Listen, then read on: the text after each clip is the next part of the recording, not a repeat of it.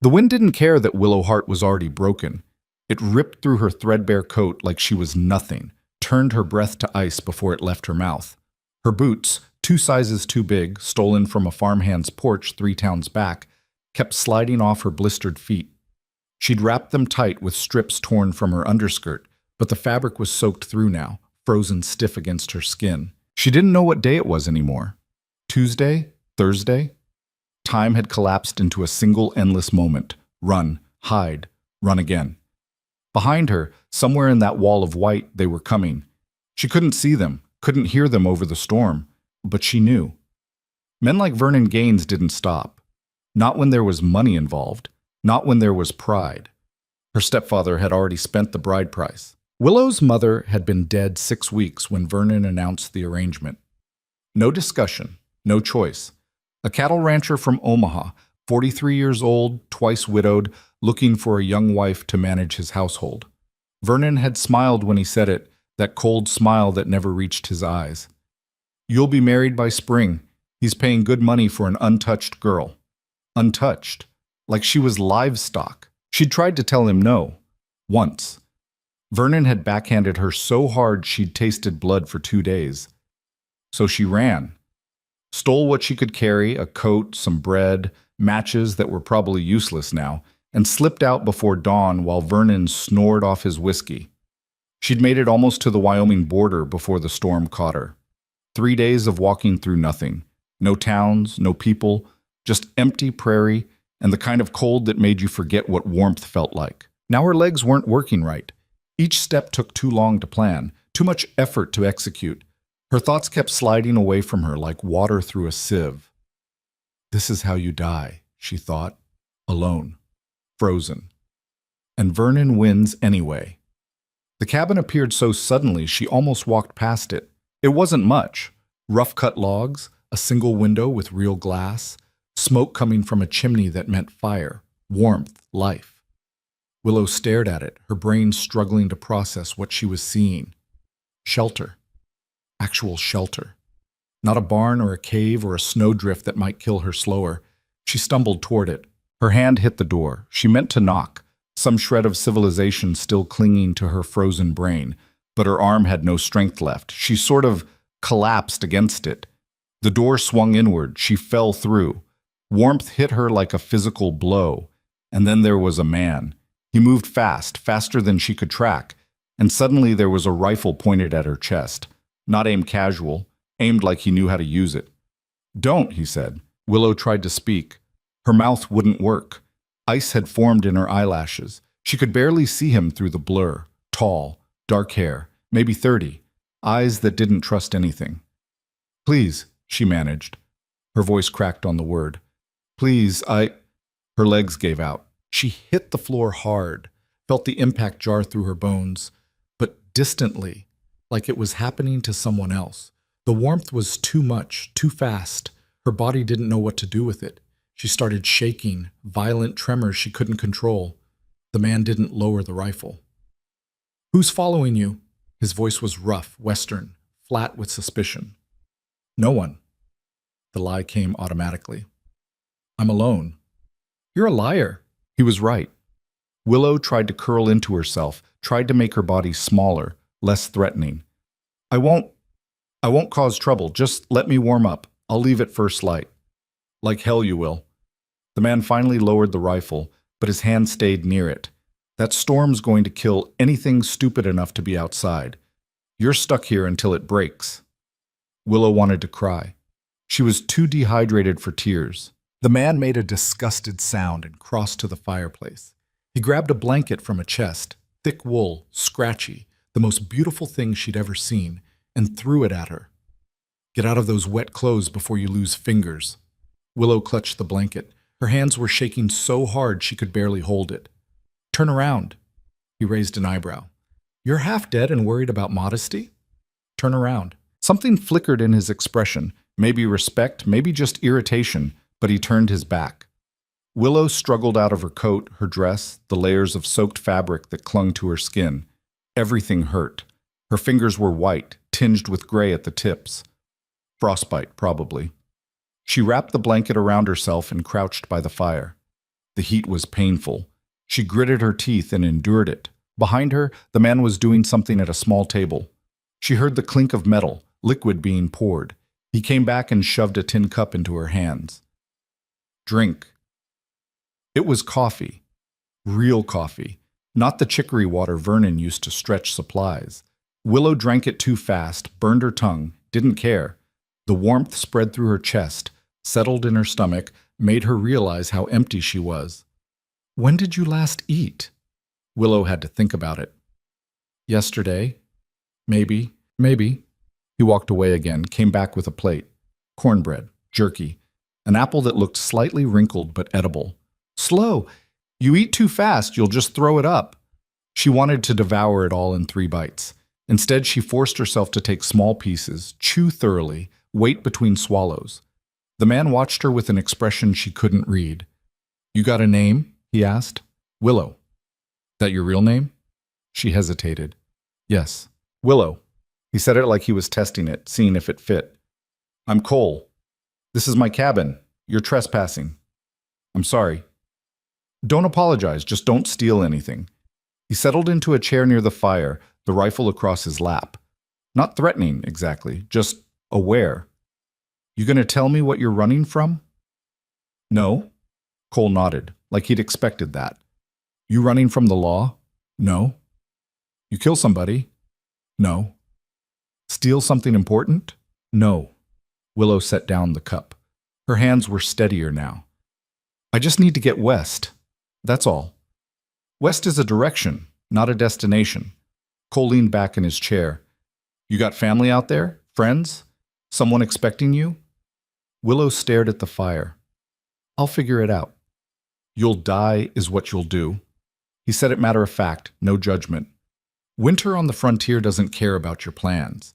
You got no supplies, no horse, no idea where you're going. You won't make it a week. That's my problem. It is. Right up until you freeze to death on my property and I have to bury you. Cole shifted in his chair. Look, I don't know your story and I don't particularly care, but you show up at my door half dead in the middle of a blizzard, that makes you my responsibility until you're not dying anymore. So you're going to stay here until the storm passes. Then I'll take you to Fort Kearney. From there, you're on your own. Willow's chest tightened. I can't go to Fort Kearney. Why not? Because... She stopped, couldn't say it, couldn't admit that Vernon would have men watching the fort, watching every major route west. He wasn't stupid. He knew she'd need help, supplies, a place to rest. He'd be waiting. Cole studied her face. Whatever he saw there, it made him sit up straighter. Someone's hunting you. It wasn't a question. Willow pulled the blanket tighter. I can't pay you. I don't have anything. I'm not asking for payment. Cole stood up, crossed to the window, peered out into the storm. I'm a route rider. I carry mail between settlements, keep the trails clear, help travelers when they need it. It's the job. You need help. I help you. Simple. Nothing was ever simple. Willow watched him standing there, silhouetted against the window. He was broader than Vernon, taller, moved like someone comfortable with violence. The rifle was never far from his hand. But there was something in the way he'd given her the blanket, the food, the coffee. No ceremony, no expectations, just help. She didn't trust it, couldn't afford to. Why? She asked. Why help me? Cole glanced back at her. Because you asked. I didn't ask. I fell through your door. Same thing. He turned back to the window. Go to sleep, Willow. You look like you're about to collapse. She was. The warmth, the food, the sudden absence of immediate danger, it all hit her at once. Her body was shutting down, demanding rest she'd denied it for days. But sleeping meant being vulnerable, meant trusting this stranger with her life. Where will you sleep? She asked. Chair's fine. I can take the chair. You can take the bed before you pass out and crack your skull on the floor. Cole didn't look at her. I've slept in worse places than a chair. You haven't. End of discussion. Willow wanted to argue, wanted to maintain some dignity, some sense of control, but her legs were already buckling. She made it to the bed, rough mattress, clean sheets that smelled like lye soap, and collapsed onto it. Sleep pulled her down like a riptide. She woke to voices. At first she thought she was dreaming. Vernon's voice, rough and mean, demanding to know where she was. But then she heard another voice, younger, unfamiliar. Saw tracks leading this way, fresh, maybe 6 hours old. Willow's eyes snapped open. The cabin was dark except for the dying fire. Cole was at the window, rifle in hand, peering through a crack in the shutters. How many?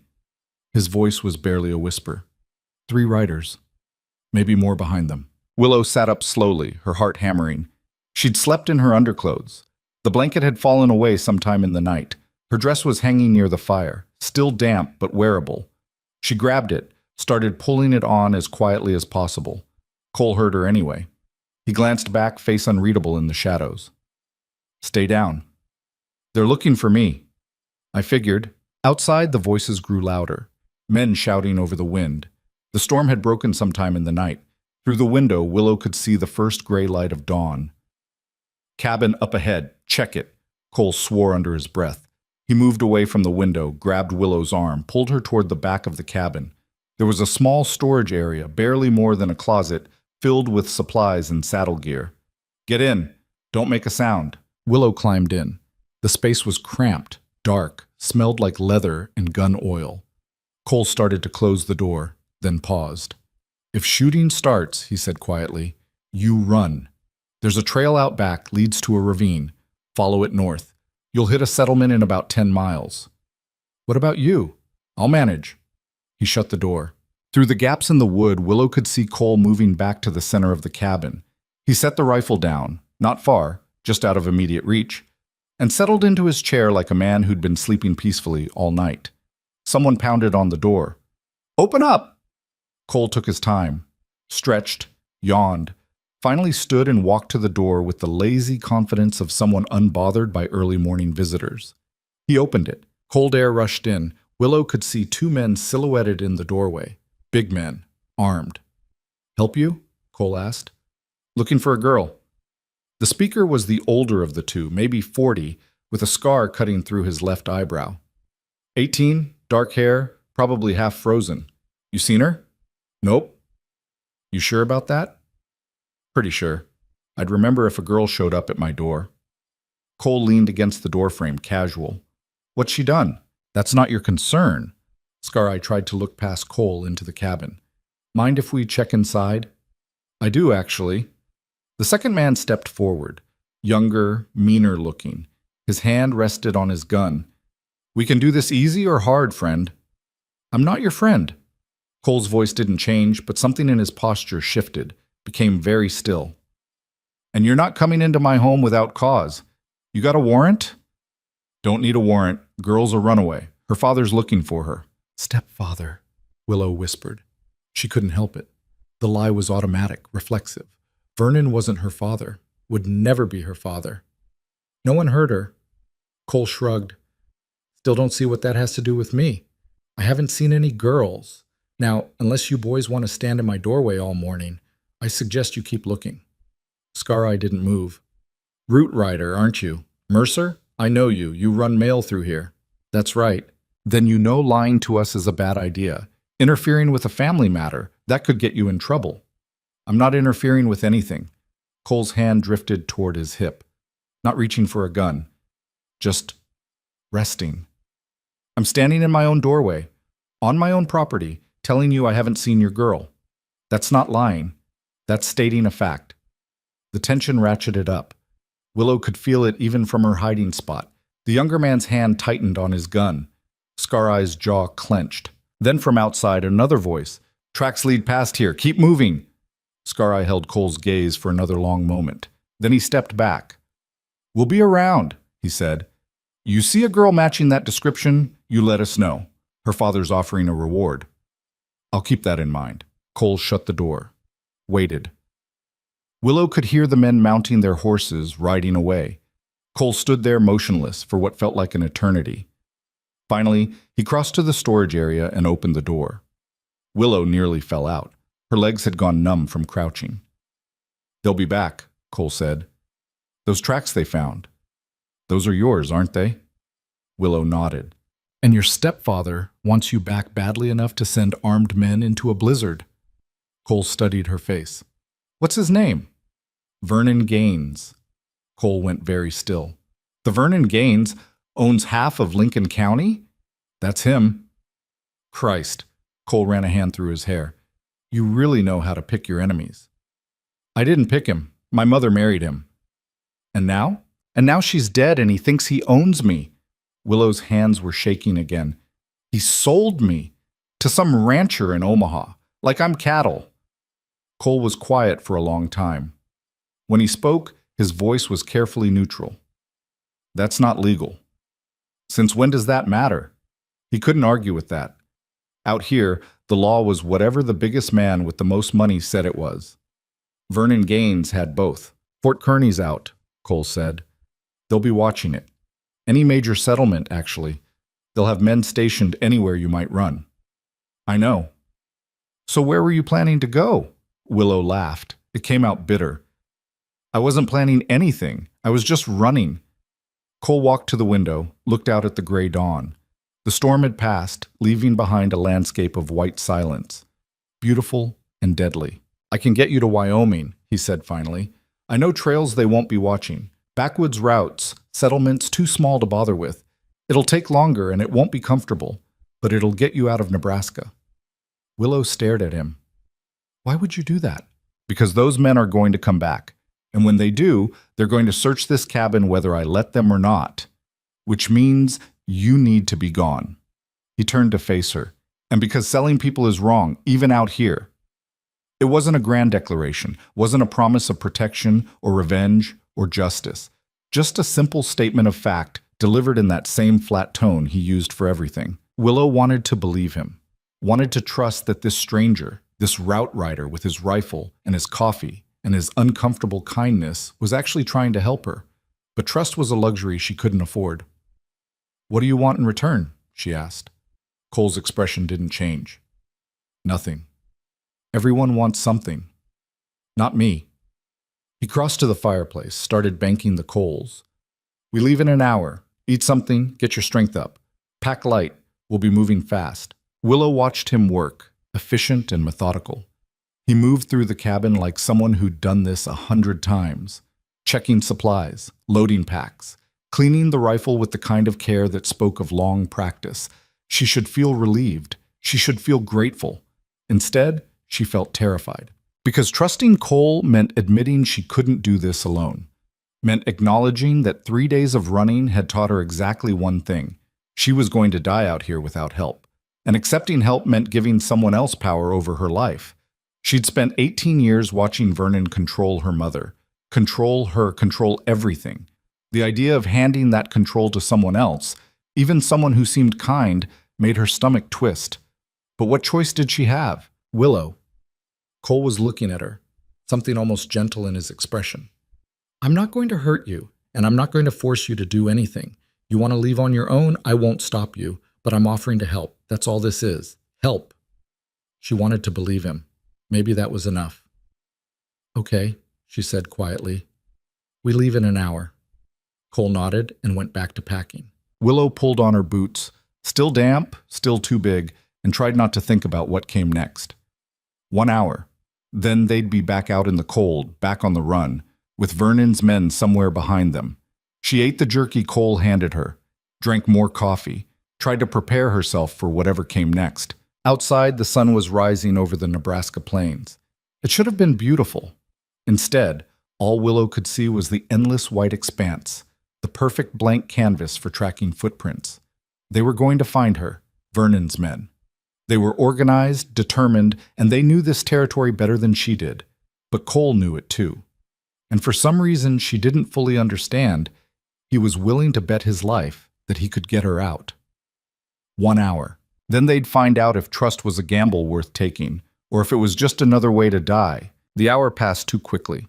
Willow stood in the doorway of Cole's cabin, watching him secure the last of their supplies to his horse, a gray mare with intelligent eyes, and a disposition that suggested she'd seen worse than a winter run through hostile territory. The animal stood patient while Cole checked the saddle straps for the 3rd time, his movements precise, economical, nothing wasted. You ever ridden? He asked without looking at her.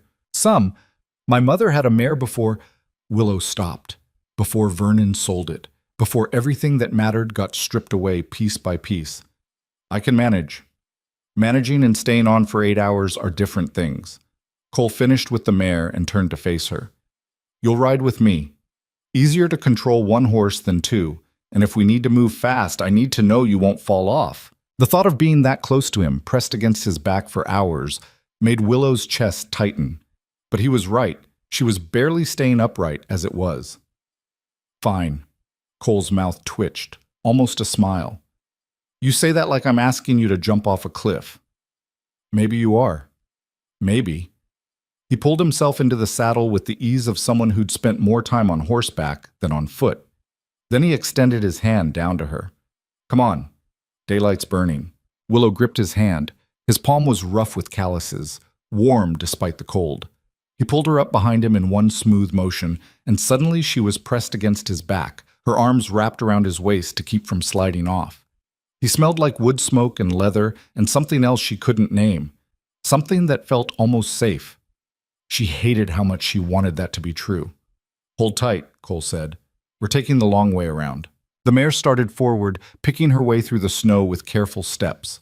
Willow looked back once at the cabin, that small sanctuary that had saved her life, and then they were moving into the tree line, leaving the clearing behind. The forest swallowed them whole. Cole navigated through the trees like he'd memorized every branch, every slope, every hidden trail. They moved north initially, then curved west, then doubled back south in a pattern that made no sense until Willow realized what he was doing. You're covering our tracks. Smart girl. Cole's voice was low, barely audible over the horse's breathing. Those men are going to come back to the cabin within the hour. When they find it empty, they'll start looking for tracks. But if our trail goes 6 different directions, they'll waste time trying to figure out which one is real. And which one is real? None of them. We'll hit the main road about 3 miles south, follow it for a bit, then cut through Devil's Ravine. From there, we angle toward the Platte River. There's a settlement called Cottonwood Bend. Small, mostly trappers and drifters. No one asks questions there. Willow tried to memorize the route, but the names meant nothing to her. She'd never been this far west. Never been anywhere, really, except the farm where her mother had lived and died under Vernon's roof. How far is Fort Kearney from Cottonwood Bend? 2 days' ride, maybe 3 in this weather. Cole shifted in the saddle. Why? Just trying to understand where we are. We're in the middle of nowhere, heading toward more nowhere. That's all you need to know right now. It should have annoyed her, that casual dismissal. Instead, it was almost comforting. Cole wasn't trying to manage her fears or promise her safety. He was just stating facts. They rode in silence for the better part of an hour. The sun climbed higher, turning the snow from gray to blinding white. Willow's eyes ached from squinting against the glare. Her fingers had gone numb where they gripped Cole's coat. But the steady rhythm of the horse, the warmth of Cole's back against her chest, it was almost hypnotic. She might have dozed. She wasn't sure. But suddenly Cole was pulling the mare to a stop, his body gone tense. What? Shh. His hand came up, signaling silence. Willow listened. At first she heard nothing except the wind through the trees, the creak of leather, the mare's breathing. Then, distant but distinct, voices. Men calling to each other. Cole swore under his breath. He dismounted in one fluid motion, reached up to pull Willow down. Off! Now! Her legs nearly buckled when her feet hit the ground. Cole caught her elbow, steadied her, then grabbed the mare's reins and led them deeper into the trees. They moved quickly, quietly, until they reached a small depression in the earth, half hidden by fallen logs and undergrowth. Get down! Don't move! Willow crouched in the depression. Cole knelt beside her, one hand on the mare's neck to keep her still. The horse, bless her, seemed to understand the need for silence. She stood like a statue, ears pricked forward. The voices grew louder. Through the trees, Willow could see them. 4 riders this time, not 3. They were maybe 50 yards away, moving slowly, studying the ground, looking for tracks. Trail splits here, one of them called out. North and west. Check both. That was Scar Eye's voice. Willow recognized it from the cabin. She can't have gone far. Not in this cold. You sure Mercer was lying? I'm sure he wasn't telling the truth. Route riders don't lie outright. Makes them lose their contracts. But they're real good at saying nothing while sounding helpful. Scar Eye spat into the snow. We'll check those trails. If they're false leads, we come back and search that cabin properly. And if Mercer objects? Then Mercer has an accident. Won't be the first route rider to disappear out here. Willow's breath caught. Cole's hand tightened on the mare's neck, but his expression didn't change. He just watched, still and patient, as the riders split up, two heading north, two heading west. They waited until the voices faded completely, then waited another 10 minutes. Finally, Cole stood. They'll figure out if those trails are fake within the hour, maybe less. He helped Willow to her feet. We need to move faster. They'll kill you. The words came out before she could stop them. If they find out you helped me, they'll... I know what they'll do. Cole mounted the mare, pulled Willow up behind him again. That's why they're not going to find out. He kicked the mare into a trot, faster than before, weaving through the trees with reckless confidence. Willow held on tighter, her face pressed against his back, trying not to think about what Scar-Eye had said. Mercer has an accident. Vernon didn't just want her back, he wanted everyone who helped her punished. It was how he operated. Total control, total dominance. You crossed Vernon Gaines, you paid for it. Her mother had learned that lesson over and over until it killed her. Cole, don't. I'm sorry, I didn't mean to. I said don't. His voice was sharp. You apologize one more time. I'm turning this horse around and dumping you in the snow. I made a choice. I knew the risks. That's the end of it. Willow fell silent, but the guilt sat in her chest like a stone. They rode hard for another 2 hours. The terrain grew rougher, the trees thinner. Eventually, they broke out of the forest entirely and hit the main road, little more than twin ruts in the snow, but clearly marked by wagon tracks and horse prints. Cole slowed the mare to a walk. This is the Lincoln Fort Kearney route. We follow it south for about a mile, then cut east into the ravine. Won't they expect that? They'll expect us to avoid the main roads entirely. That's what fugitives do. Stick to the wilderness, stay hidden. But the wilderness is slow and we're on a clock. Cole glanced back at her. Sometimes the best hiding place is in plain sight. It was a gamble, a big one. But Willow was starting to realize that Cole didn't do anything without calculating the odds first. They joined the main road. Within minutes, they encountered other travelers. A family in a covered wagon, heading east. A lone rider going north. A pair of freight haulers cursing their way through the snow. Cole nodded to each of them, casual and friendly, just another route rider going about his business.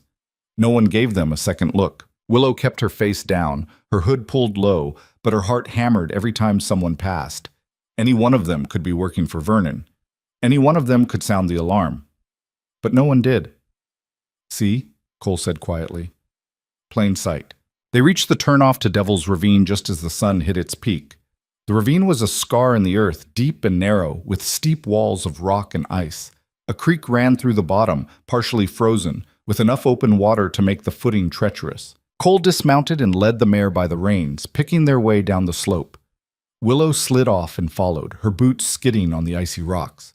She went down hard once, caught herself with her hands, felt the impact jar through her wrists. Cole didn't slow down. Keep moving. We're exposed here. The ravine was like walking through a frozen canyon. The walls rose 20 feet on either side, blocking the wind but also blocking any view of what might be above them. If Vernon's men appeared at the rim, they'd be trapped. Willow tried not to think about that. They walked for what felt like hours. The ravine twisted and turned, sometimes widening into small clearings, sometimes narrowing so much they had to go single file. The mare followed Cole with the patience of a saint, never balking, never complaining, even when the footing got dangerous. How much farther?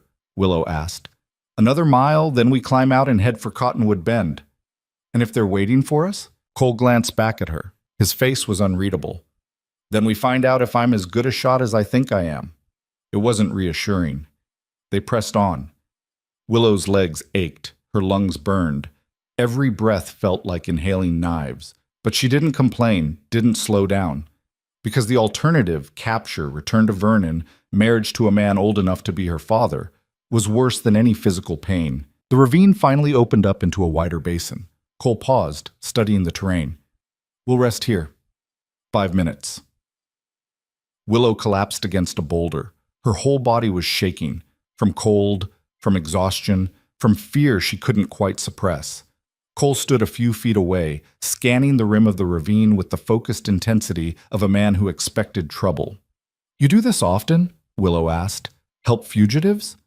"Sometimes. When the situation warrants it." "What makes a situation warrant it?"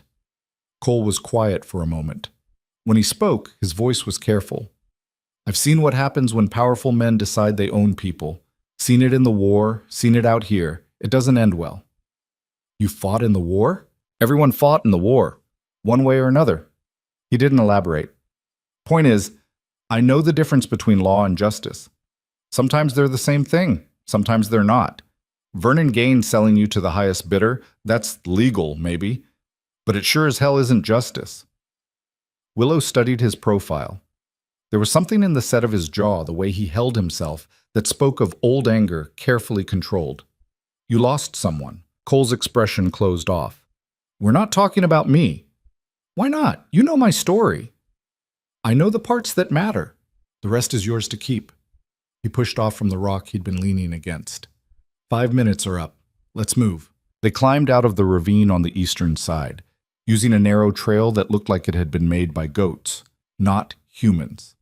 The mare struggled with the ascent, hooves slipping on loose rock, but Cole talked to her the whole way, low and steady, and somehow they made it to the top without disaster. The view from the ridge was both breathtaking and terrifying. To the west, the plain stretched endlessly, white and empty. To the east, more forest, thicker and darker. And somewhere in between, impossible to see but impossible to ignore, Vernon's men were hunting. "Cottonwood Bend is 3 miles that way." Cole pointed northeast. "We'll be there before dark if we're lucky. And if we're not lucky, then we'll be there after dark." He helped Willow back onto the mare. "Either way, we'll make it." His certainty should have been comforting.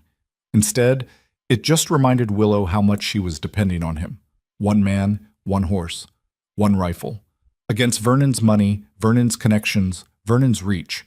The odds were not good. They rode northeast, staying below the ridgeline, using the terrain for cover. The forest here was denser, older, with trees that had probably been growing since before Nebraska was even a territory. It made Willow feel small, insignificant, just another fugitive in a landscape that had swallowed countless others. "Tell me about Cottonwood Bend," she said, more to break the silence than anything. "Not much to tell. Maybe 20 buildings, half of them abandoned. Trading post, a saloon that waters down the whiskey, a smith who's drunk more often than sober. People go there when they don't want to be found." Sounds charming. It's not, but it's safe, relatively speaking. The man who runs the trading post, Lucas Ward, he's solid. Used to be a route rider himself before he took some buckshot in the leg. He won't ask questions, and he won't volunteer information. "You trust him?" "As much as I trust anyone." Cole shifted in the saddle. "He'll let us stay the night, maybe longer if we need it. Give us time to figure out the next move." "What is the next move?" "Get you to Wyoming, find you a place where Vernon's reach doesn't extend. After that, you're on your own." On her own. The word should have excited her. Freedom, independence, a life she controlled. Instead, they just sounded lonely. They rode in silence for another hour. The sun was dipping toward the horizon, painting the snow in shades of orange and pink. Beautiful, if you ignored the cold and the danger and the fear. Then Cole tensed. "What?" Willow whispered. "Riders. Behind us." Willow looked back. At first she saw nothing. Then, emerging from the tree line maybe half a mile back, 4 horses. Moving fast. "Are they—" "Yeah." Cole kicked the mare into a gallop. "Hold on!" The world became a blur of motion. Trees whipped past. Snow flew up from the mare's hooves. Willow clung to Cole's waist, her face pressed against his back, trying not to fall off as the horse surged forward. Behind them, shouts, the crack of gunfire. "They're shooting at us!" Willow's voice was barely audible over the wind. "Just keep your head down." The mare was fast, but she was carrying 2 people. The riders behind them were gaining. Willow could hear the thunder of hooves getting louder, closer. Cole veered right, plunging down a steep embankment. The mare half slid, half ran down the slope, somehow keeping her footing on the icy ground. They hit the bottom and Cole turned her sharply, following a frozen creek bed that twisted through the trees. More gunfire. Something whistled past Willow's ear. close enough that she felt the displacement of air. There! Cole pointed ahead to where the creek bed narrowed into a tight passage between two rock formations. Through there! They shot through the gap. The passage was barely wide enough for the mare. Rock scraped against Willow's leg, tore her skirt, but they made it through. On the other side, Cole pulled the mare to a sudden stop. He dismounted, yanked Willow down, and pulled the rifle from its scabbard. Get behind that boulder. Do not move. Cole, towards. Do it. Willow scrambled behind the boulder. Cole took up position behind a fallen tree, rifle aimed at the passage they'd just come through. The pursuing riders hit the gap at full speed. The first one made it through. The second one, Scar Eye, was right behind him. Cole fired. The shot echoed through the creek bed like thunder.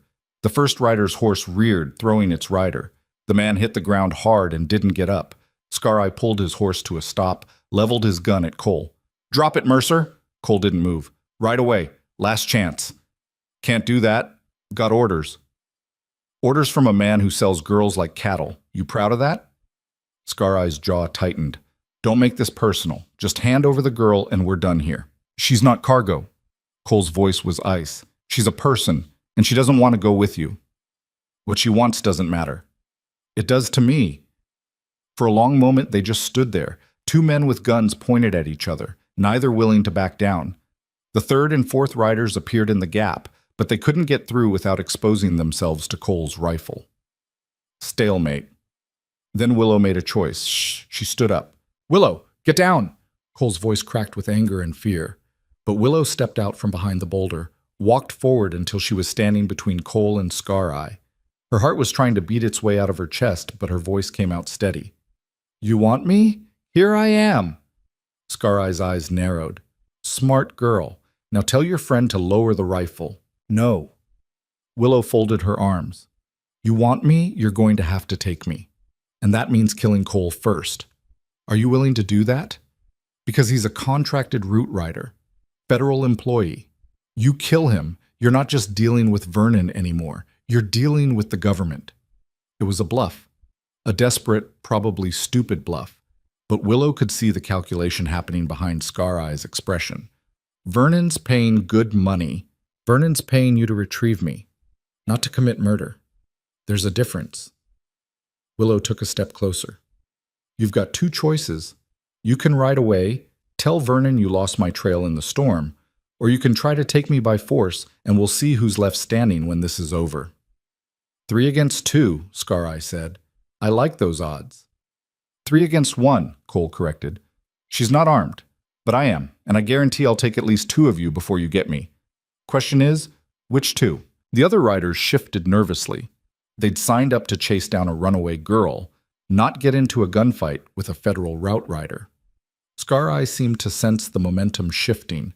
His grip on his gun tightened. Vernon's not going to stop. You know that, right? He'll send more men, better men, and eventually he'll find her. Maybe, Cole said. But not today. The silence stretched out. Willow could hear her own breathing, loud in her ears.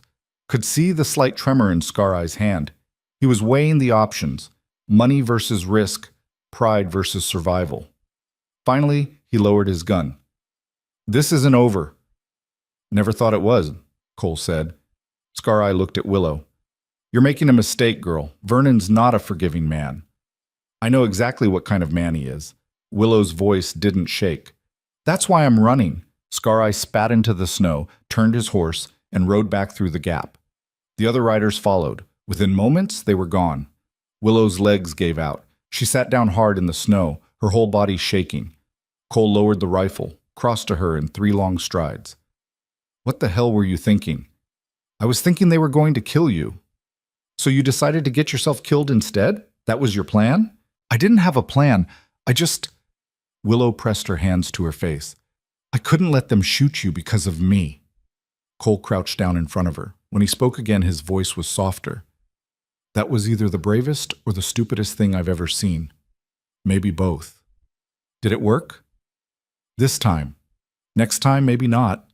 He pulled her to her feet. Come on, we need to move before they change their minds. They retrieved the mare, who had wandered a short distance away but had stayed calm through the whole confrontation, and rode hard for Cottonwood Bend.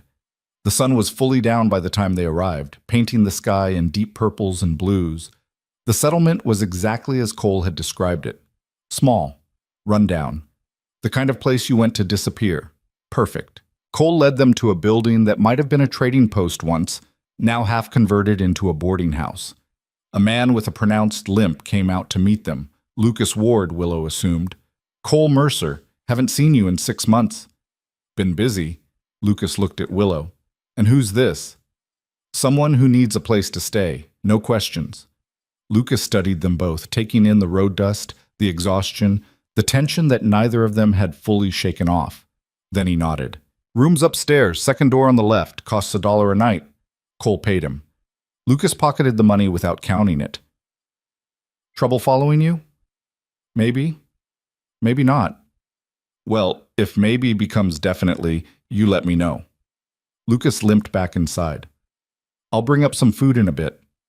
The room was small but clean. One bed, a washstand, a window that looked out over the main street. Willow sank onto the bed and finally let herself feel everything she'd been holding back. Fear, relief, gratitude, guilt. Cole set the rifle by the door, shrugged off his coat. You did good today. I almost got us killed. You saved our lives. There's a difference. He sat down in the single chair, stretched out his legs. Scar Eye was looking for an excuse to back down without losing face. You gave him one. You think they're really gone? For now, they'll regroup, report back to Vernon, wait for new orders. Gives us maybe a day, 2, if we're lucky. Cole rubbed his eyes. We'll rest tonight, move out at first light. There's a trail that runs parallel to the North Platte, rougher than the main route, but less traffic. We can follow that into Wyoming. Willow nodded. She was too tired to argue, too tired to plan. She just wanted to sleep and not dream about gunfire and Scar Eye's cold eyes. Lucas brought up food. Stew that was mostly potatoes and hope, bread that was stale but edible. They ate in silence. Then Willow washed her face with water from the basin and collapsed onto the bed. Cole stayed in the chair, the rifle across his lap, watching the window. You should sleep, Willow said. I will, later. Cole, go to sleep, Willow. She wanted to argue, wanted to tell him he didn't have to keep watch, that they were safe here, that he'd done enough. But the truth was, she didn't know if any of that was true. And having him there, alert and armed, made her feel safer than she'd felt in years. So she closed her eyes and let exhaustion pull her under. Her last thought before sleep claimed her was simple, surprising, and terrifying in its own way. She trusted him. Against all logic, all experience, all the lessons Vernon had beaten into her about men in power and control, she trusted Cole Mercer with her life. Tomorrow would tell her if that trust was justified, or if it was just another mistake in a long line of mistakes. But tonight, for the first time since her mother died, Willowheart felt something that almost resembled hope. Hope didn't last long. Willow woke to the sound of horses. Multiple horses. The kind of sound that meant trouble was no longer coming. It had arrived. She sat up fast, her heart already racing. The room was dark, except for the gray pre-dawn light filtering through the window. Cole was at that window now, rifle in hand, peering down at the street below. How many? Willow's voice came out as a whisper. 6. Maybe more. Cole didn't turn around. They're setting up positions, blocking the roads out. Vernon's men? Has to be. Lucas wouldn't sell us out, but someone in this town did. Cole finally looked at her, his expression grim. Get dressed. We're leaving. How? You just said they blocked the roads. The roads, yes, but there's a back way. Cuts through the old mill, follows the creek bed north. It's not much, but it's something. Willow pulled on her boots, her hands shaking. She'd slept in her dress, hadn't had the energy to take it off. So at least she was ready to move. Cole was already shouldering his pack, checking his ammunition. They're going to see us, Willow said. Probably. So what's the plan? Cole's mouth twisted into something that wasn't quite a smile. Run fast, shoot straight, hope for the best. It was a terrible plan, but it was the only one they had. They slipped out of the room, moved down the stairs as quietly as possible. The boarding house was silent. Either everyone else was still asleep or they were smart enough to stay in their rooms when armed men took over the street. Lucas was waiting for them at the bottom of the stairs. He looked older in the dim light, more worn. Back doors through the kitchen. There's a path that'll take you to the old mill. They paying you? Cole asked. No accusation in his voice, just curiosity. Not me, but someone talked.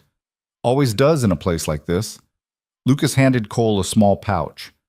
Extra ammunition. You're going to need it. Cole took it. I'll pay you back. You live through this, we'll call it even. Lucas glanced at Willow. Good luck, girl. You're going to need it more than he is. They moved through the kitchen, still smelling faintly of last night's stew, and out the back door. The cold hit Willow like a fist. The sun wasn't up yet, and the temperature had dropped hard overnight. Her breath came out in white plumes. The path Lucas mentioned was barely visible, just a worn track through the snow leading toward a dilapidated structure that must have been the mill. Cole led the way, moving fast but careful, checking corners, watching for movement. They were 20 feet from the mill when someone shouted, "There, around back!" Cole grabbed Willow's hand and ran. They hit the mill at full speed, crashed through a door that was hanging by one hinge, and found themselves in a large open space filled with broken machinery and rotting wood. Light filtered through gaps in the walls. "Through there!" Cole pointed to an opening on the far side. "Go!" Willow ran. Behind her, she heard Cole stop, turn, fire 3 quick shots back the way they'd come. Someone screamed. Then Cole was running too, catching up to her in seconds. They burst out of the mill and onto the creek bed. The frozen water stretched ahead of them, winding north through a landscape of bare trees and rock formations. No cover. Nowhere to hide. "Stay low!" Cole pulled Willow down behind a boulder just as gunfire erupted from the mill. Bullets pinged off the rocks around them, sending up sprays of stone chips. "They're going to surround us," Willow said. She could hear men spreading out, moving to flank their position. "We're trapped." Cole's jaw tightened. He was doing calculations in his head, weighing options that probably all ended badly. The ravine, about 200 yards north. If we can make it there, we might lose them in the rocks. That's a lot of open ground. I know. They'll shoot us before we get halfway. Probably. Cole looked at her, and something in his expression shifted, became softer. "I'm sorry. I should have—" "Don't!" Willow cut him off. "You did everything right. This isn't on you." More gunfire, closer now. Willow could see movement among the trees, men in heavy coats, rifles raised, advancing in a coordinated pattern that spoke of military training, or at least good planning. Vernon hadn't sent amateurs this time. "On 3, Cole said. "We run for that rock formation, the tall one, about 50 yards out. You stay behind me. You don't stop for anything. Understood?" Willow nodded. Her throat was too tight for words. 1. She gripped the fabric of her skirt, ready to run. 2. Cole checked his rifle one last time. 3. They broke from cover. Willow ran harder than she'd ever run in her life, her boots slipping on the icy creek bed, her lungs burning. Cole was right in front of her, shielding her body with his own. Gunfire exploded around them. A bullet whistled past Willow's ear. Another hit the ice inches from her feet, sent up a spray of frozen water. Cole fired back without slowing, shooting from the hip with a precision that seemed impossible. One of the advancing men went down. Another dove for cover. They reached the rock formation. Cole shoved Willow behind it, took up position, and fired 3 more shots in rapid succession. The advancing men scattered, seeking their own cover. "You hit?" Cole asked, not taking his eyes off the battlefield. "No, you." "Not yet." It was the "yet" that made Willow's stomach drop. The gunfire had stopped. An eerie silence settled over the creek bed, broken only by the wind and the sound of men repositioning. They were regrouping, getting ready for another push. Then a voice called out. Not Scar Eye this time, someone new, someone with authority. "Mercer, this is Captain Thomas Ryland, formerly of the 3rd Cavalry. I'm here on behalf of Vernon Gaines. You're surrounded. No way out. Lay down your weapon and send out the girl." Cole didn't respond. "I know you, Mercer. Know your record. You fought at Shiloh, carried wounded through hell itself. You're a good man. Don't die for nothing." "She's not nothing," Cole called back. "She's a person, and she doesn't belong to Vernon Gaines. The law says otherwise. The law says a man can sell his stepdaughter like livestock? That's the law you're defending?" A pause. Then Ryland's voice again, slightly less certain. "I'm defending a legal contract. The girl was promised in marriage. That's binding. She was 18 when he made that promise. She didn't agree to it. That makes it kidnapping, not contract law. Another pause. Longer this time. Willow could almost hear the wheels turning in Ryland's head. He was military. Military men followed rules, followed orders, but they also had codes. Honor, duty. "Captain," Willow shouted. Her voice cracked, but she pushed through. "My name is Willow Hart. My mother was Margaret Hart. She married Vernon Gaines 3 years ago. 6 weeks after she died, under suspicious circumstances, by the way, Vernon announced he'd sold me to a cattle rancher in Omaha. I was given no choice. No say. He took my mother's jewelry, her savings, everything she owned. Then he tried to sell me. Is that the contract you're defending?" Silence. Long enough that Willow thought maybe she'd gotten through. Then Ryland spoke again, and his voice had hardened. "I've got my orders. And I've got 6 men with rifles. You've got 1 gun and a girl who can't shoot. Do the math, Mercer." "I can count," Cole said. "Question is, can you live with what happens next?" "I can live with following orders. Even bad ones? Especially bad ones. That's what orders are." Ryland's voice took on a note of finality. "I'm giving you 60 seconds. Then we come in shooting. Your choice." Cole looked at Willow. For the first time since she'd met him, he looked uncertain. "I can't get you out of this." "I know. If we run, they'll shoot us before we make it 10 feet. If we fight, we're outnumbered 6-1. If we surrender, they take me back to Vernon." Willow finished the sentence. "And probably kill you for interfering." "Yeah." Willow looked at the rifle in Cole's hands, then at the men positioned around them, invisible behind rocks and trees, but definitely there, then back at Cole. "Teach me to shoot." Cole blinked. "What?" "You said I can't shoot. Teach me right now." "Willow, there's no time." "Then make time." She grabbed his arm. "I am not going back to Vernon. I'm not spending the rest of my life as property. If we're going to die here, I'm dying fighting, not running, not hiding, fighting." Something changed in Cole's expression. Respect, maybe. Or recognition. Like he was seeing her clearly for the first time. "All right." He pulled the pistol from his belt, smaller than the rifle, easier to handle. "This is a Colt, 6 shots, heavy trigger pull. You're going to aim for center mass, not the head. Head's too small, too easy to miss. You point, you squeeze, don't jerk, and you keep squeezing until the threat stops moving. Got it?" Willow took the gun. It was heavier than she expected, cold, real in a way that made everything else feel dreamlike. "Got it." 30 seconds. Ryland's voice. Cole met her eyes.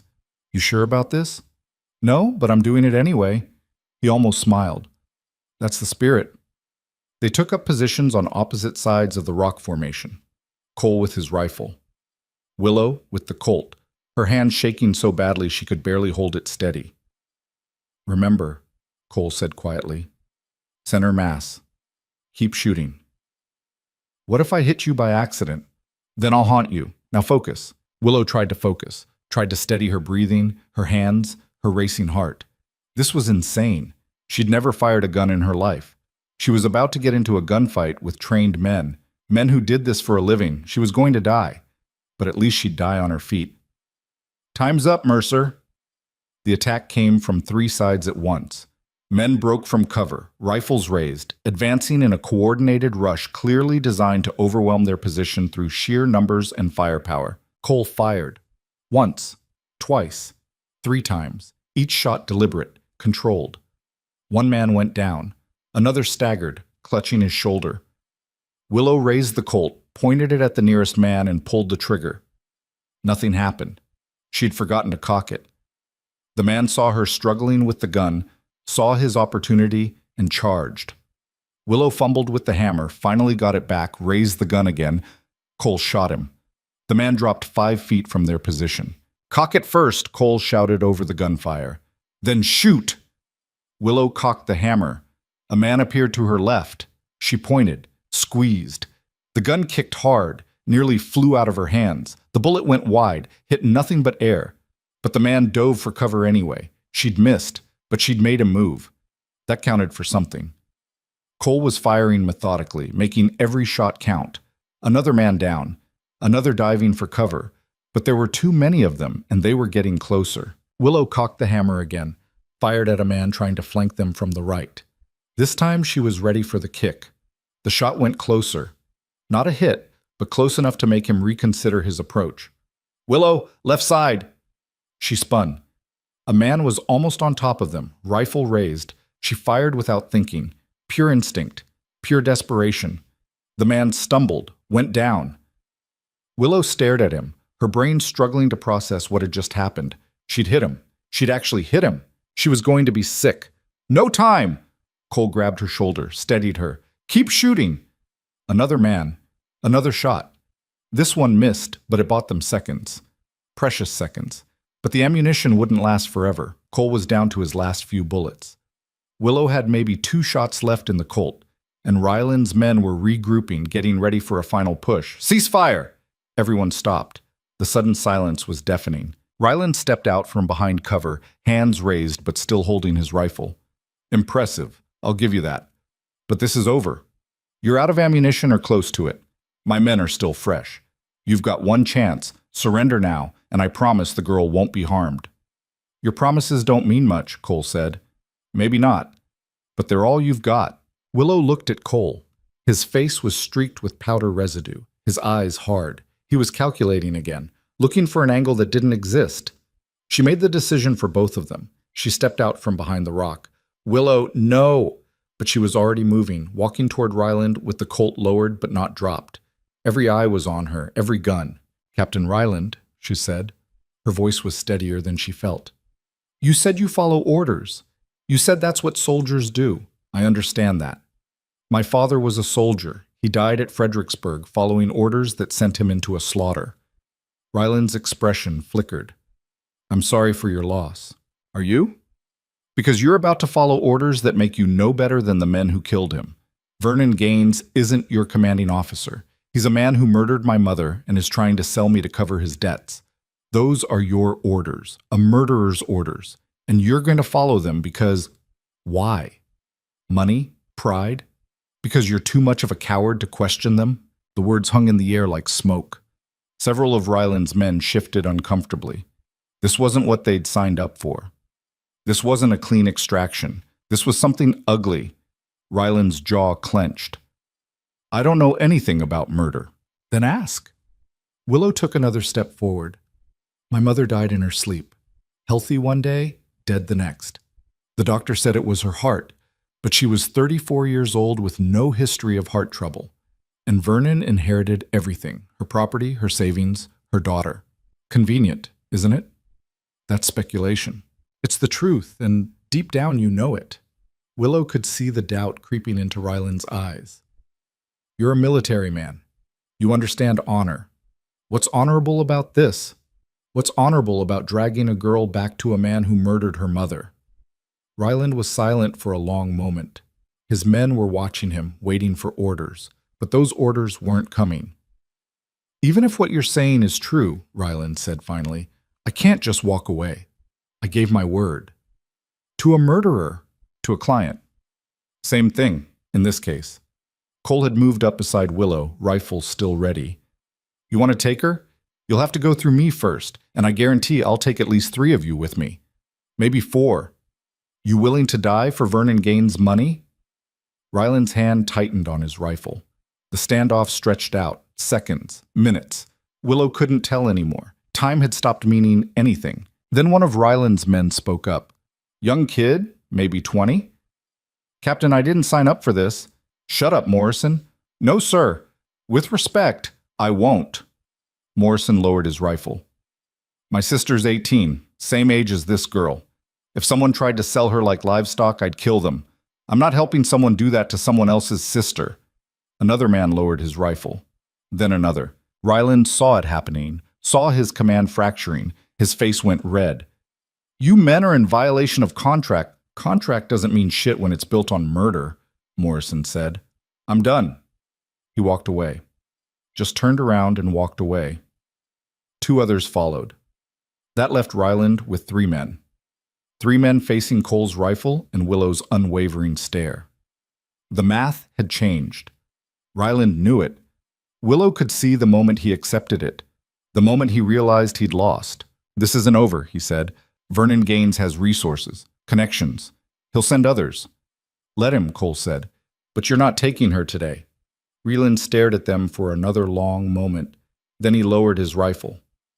"I hope you know what you're doing, girl, because you just made a very powerful enemy." "I already had him as an enemy," Willow said. "The difference is, now I'm fighting back." Ryland nodded slowly. Then he turned to his remaining men. "Mount up. We're leaving." They left. Just like that. Walked away from the fight, from the money, from the whole ugly business. Willow stood there, gun still in her hand, trying to process what had just happened. They'd won. Somehow, impossibly, they'd won. Then her legs gave out. Cole caught her before she hit the ground. "Hey, stay with me!" "I shot someone." The words came out flat, mechanical. "I shot someone and he went down and I don't know if he's alive or dead and I—" "He's alive! You hit his leg! He'll be fine!" Cole eased her down to sit on a rock. "You did what you had to do. That's all." "I killed—" "You didn't kill anyone. You defended yourself. There's a difference." Willow wasn't sure there was, but she didn't have the energy to argue. They sat there for a long time, neither speaking. The sun was fully up now, turning the snow to blinding white. The creek bed was littered with brass casings and blood in the snow. Evidence of violence. Evidence of survival. Finally, Cole stood. "We need to keep moving." Ryland meant what he said. "Vernon will send others." "Where do we go?" "Fort Kearney." Willow looked at him sharply. "You said Fort Kearney was too dangerous. Vernon would have men watching it." "That was before." Cole helped her to her feet. "Before you turned half of Ryland's men against him. Before you made Vernon's hired guns question what they're doing. Word's going to spread about what happened here. And when it does, it's going to be harder for Vernon to find people willing to chase you." "You think so?" "I know so. You stood up to a military captain and his men, and they blinked first. That means something out here." Cole retrieved his rifle, checked it over. "But we need to move fast. Get to the fort. Find someone with authority. Someone who can actually investigate what happened to your mother." "You think they'll listen?" "If we present it right, yeah." Cole started walking north, following the creek bed. "But we need evidence, documentation, something more than your word against Vernon's." Willow fell into step beside him. "What kind of evidence?" "Marriage certificate. Death certificate. Financial records showing Vernon inherited everything. Doctor's report on your mother's death." Cole was thinking out loud, planning. Any witnesses who might have seen something suspicious, letters, documents, anything that establishes a pattern. "Vernon burned most of my mother's papers after she died. He said there was no point keeping them." "Of course he did." Cole's jaw tightened. "But somewhere there's a record, county clerk, church registry, something. We just have to find it." They walked in silence for a while. Willow's mind was racing, trying to remember details from those last weeks before her mother died. Had there been anything unusual, any signs? Yes, there had been. "Vernon started talking about marriage 2 weeks before my mother died," Willow said slowly. "He said he had business contacts in Omaha. Said they were looking for young wives. Said it could be financially advantageous for the family." 2 weeks before she died. "Yes." "And your mother? What did she say?" "She told him no. Told him I wasn't for sale." Willow's throat tightened. They had a huge fight about it. Vernon said if she wouldn't cooperate, she'd regret it. The next week, she was dead. Cole stopped walking. "Did you tell anyone this?" "Who would I tell? The doctor was Vernon's friend. The sheriff gets paid by Vernon. Everyone in town either works for him or owes him money." Willow kicked at the snow. "I tried to tell the Reverend, but he said I was grieving and shouldn't make accusations I couldn't prove." "Bastard.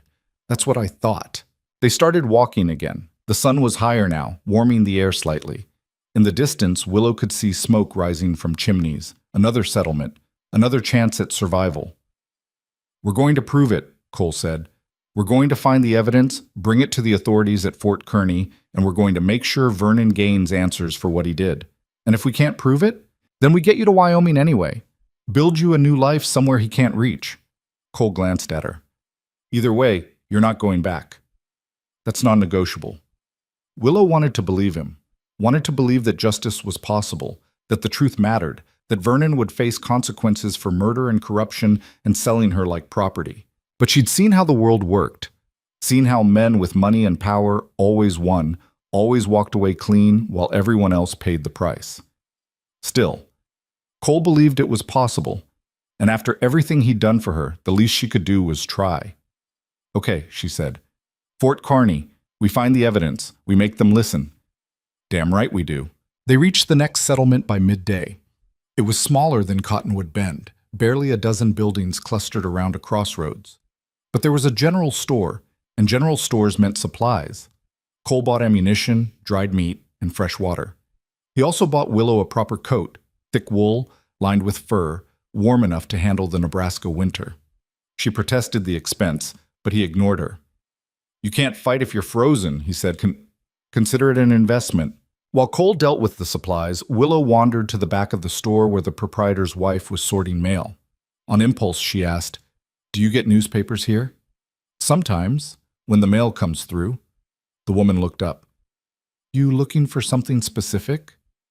"Notices from Lincoln County, death records, estate transfers, that sort of thing." The woman's eyes narrowed slightly. "You a lawyer?" "No, just looking for information about my family." The woman studied her for a moment, then shrugged. "We keep the old papers in back. Help yourself."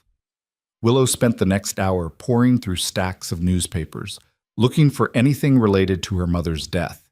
Most of it was useless. Advertisements, political news, reports of land disputes. But then, buried in a 3-month-old edition, she found it. A small notice. Easy to miss. Margaret Gaines, wife of Vernon Gaines of Lincoln County, passed peacefully in her sleep on August 12th. Services held at the county church. In lieu of flowers, donations to the church fund. That was it. No mention of suspicious circumstances, no investigation, just a brief notice that her mother was dead. But at the bottom, in smaller print, estate transferred to Vernon Gaines, sole heir. Even though Willow was Margaret's daughter, even though by law, at least part of the estate should have gone to her, Vernon had taken everything. Willow tore out the notice, folded it carefully, and tucked it into her coat. It wasn't much, but it was something. Cole found her still looking through the papers. "Find anything?" She showed him the notice. He read it, his expression darkening. "Sole heir. That's not legal if there's a surviving child." "It is if the child isn't mentioned in the will." "Did your mother have a will?"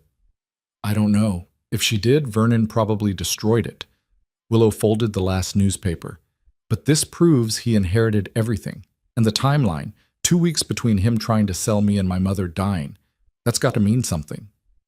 "It does. It establishes motive." Cole pocketed the notice. "We're building a case. Keep looking. Anything that connects Vernon to your mother's death, we need it." They left the settlement an hour later, heading northwest toward Fort Kearney. The route was longer than the direct path, but safer.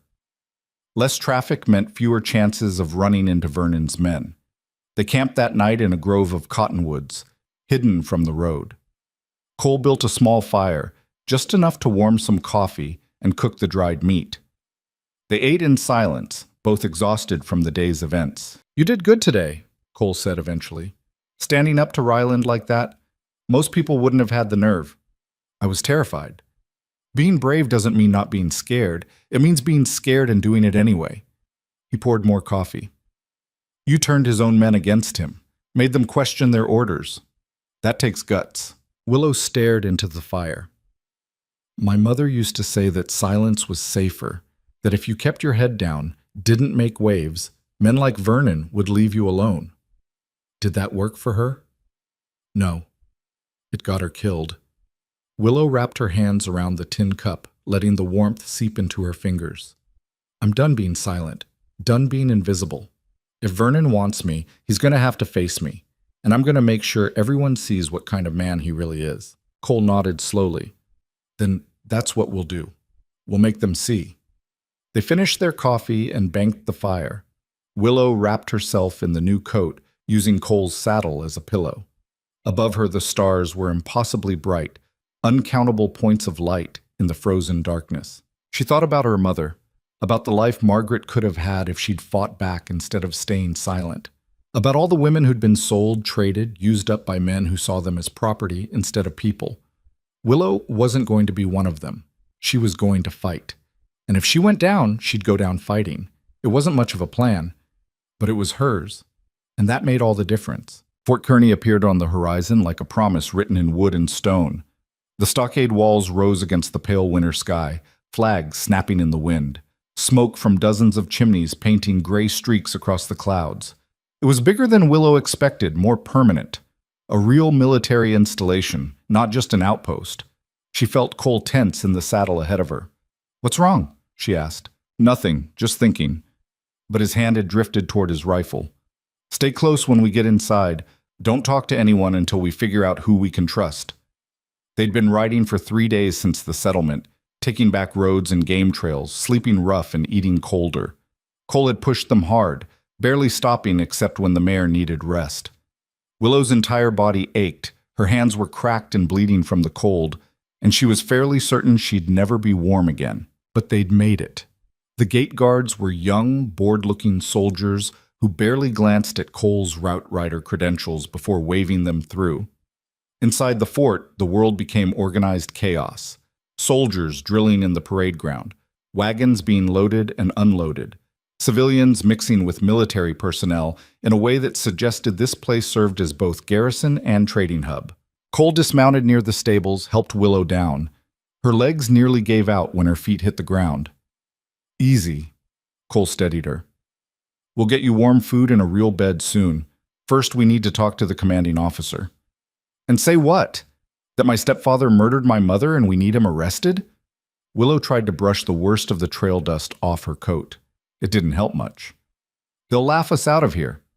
"Maybe, but we won't know until we try." Cole led the mare to the stables, made arrangements for her care with a grizzled hostler who seemed to know him. They exchanged a few words Willow couldn't hear, then Cole was back, his expression thoughtful. "What?" "Vernon's here." Willow's blood turned to ice. "What?" "Not here, but he arrived 2 days ago. Apparently caused quite a scene demanding the military help him recover his stolen property." Cole's jaw was tight. The commanding officer told him to take it up with civilian authorities.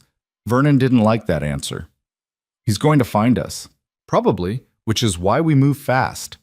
Cole started walking toward the largest building in the compound, the headquarters, judging by the flag and the number of officers coming and going. "We get our story to the CO before Vernon gets to him. Make our case, present our evidence." "We don't have evidence. We have a newspaper clipping and my word." "Then we'll make it enough." The headquarters building was warmer than outside, but not by much. A corporal at a desk looked up as they entered, his expression shifting from bored to suspicious in half a second. "Help you?" "Need to see Colonel Harrison." Cole's voice had taken on an official quality. "Route rider business." "The colonel's busy. It's urgent." The corporal sized them up, Cole in his trail-worn coat, Willow looking like something the cat dragged in, and clearly found them wanting. "You can leave a message. He'll get to it when he has time." "How about I go in there and deliver it myself?" Cole's hand rested on his belt, not quite a threat, but not exactly friendly either. The corporal's eyes narrowed. "Sir, I'm going to have to ask you to—" "What's the commotion?" A new voice, deeper, carrying the weight of command. An officer emerged from an inner office, 50s, gray-bearded, wearing the insignia of a full colonel. He looked at Cole, then at Willow, and something in his expression shifted. "Mercer? That you?" Cole straightened slightly. "Colonel Harrison. Didn't know you were stationed here. Got transferred 6 months ago. Supposed to be a quiet posting." Harrison's eyes flicked to Willow. "Something tells me you're about to make it less quiet." "Probably, sir." Harrison sighed. "Come on back, Corporal. Hold my appointments." They followed Harrison into his office, a Spartan room with a desk, a map of Nebraska on the wall, and exactly 0 personal touches. Harrison settled behind the desk, gestured for them to sit. "Talk. And it better be good because I've got Vernon Gaines breathing down my neck about harboring fugitives, and I'm not in the mood for more complications." Cole glanced at Willow. She took a breath and started talking. She told Harrison everything. Her mother's marriage to Vernon, the forced engagement to the Omaha rancher, Her mother's sudden death. Vernon inheriting the entire estate despite Willow's legal claim. The men hunting her. Captain Ryland and the gunfight. All of it. Harrison listened without interrupting, his expression giving nothing away. When Willow finished, he was quiet for a long moment. That's quite a story. It's the truth, Willow said. Maybe, but truth and proof aren't the same thing. Harrison leaned back in his chair. Vernon Gaines is a wealthy, influential man. Landowner, business connections, friends in the territorial legislature. You're a girl with no resources and a route rider who, no offense, Mercer, isn't exactly a credible witness when you're clearly involved. I'm credible enough, Cole said evenly. To me, maybe. But to a judge, a jury? Harrison shook his head. You need more than your word. You need evidence, documentation, something that proves Vernon had motive and opportunity. We have this. Willow pulled out the newspaper notice, unfolded it carefully. Estate transferred to Vernon Gaines, sole heir. But my mother had a daughter. By law, I should have inherited at least part of the estate. Harrison studied the notice. Unless your mother's will specifically left everything to Vernon. My mother would never... Willow stopped. Would she? Had Vernon coerced her? Threatened her? Even if there was a will, Vernon could have forged it, or destroyed the real one. Could have. Doesn't mean he did. Harrison handed the notice back. I'm not saying I don't believe you, but belief isn't enough. I need something solid, something that would stand up in court. What about the doctor who pronounced her dead? Cole asked. His report might show something. Dr. Harlan. Yes, I know him. Harrison's expression was carefully neutral. He's also one of Vernon's business partners, owns a share in Vernon's lumber mill. Of course he did. Willow felt the familiar weight of hopelessness settling over her. Every path forward was blocked by Vernon's money, Vernon's influence, Vernon's reach. How did you fight someone who owned everything and everyone? But Cole wasn't giving up. What about the county records? Marriage certificate, death certificate, property transfers? Those are public documents. In theory, in practice, the county clerk is Vernon's cousin. Harrison saw their expressions and raised a hand. Look, I'm not saying it's hopeless. I'm saying you need to understand what you're up against. Vernon Gaines has spent 20 years building connections out here. You're not going to topple that with a newspaper clipping and allegations. So what do we do? Willow asked. Harrison was quiet for a long time. Then he stood, walked to the window, looked out at the parade ground. There might be someone who can help. Judge Elias Brennan. He's the circuit judge for this district. Handles everything from property disputes to criminal cases. More importantly, he's honest. Doesn't owe Vernon anything, doesn't owe anyone anything. If you can convince him there's a case, he'll investigate.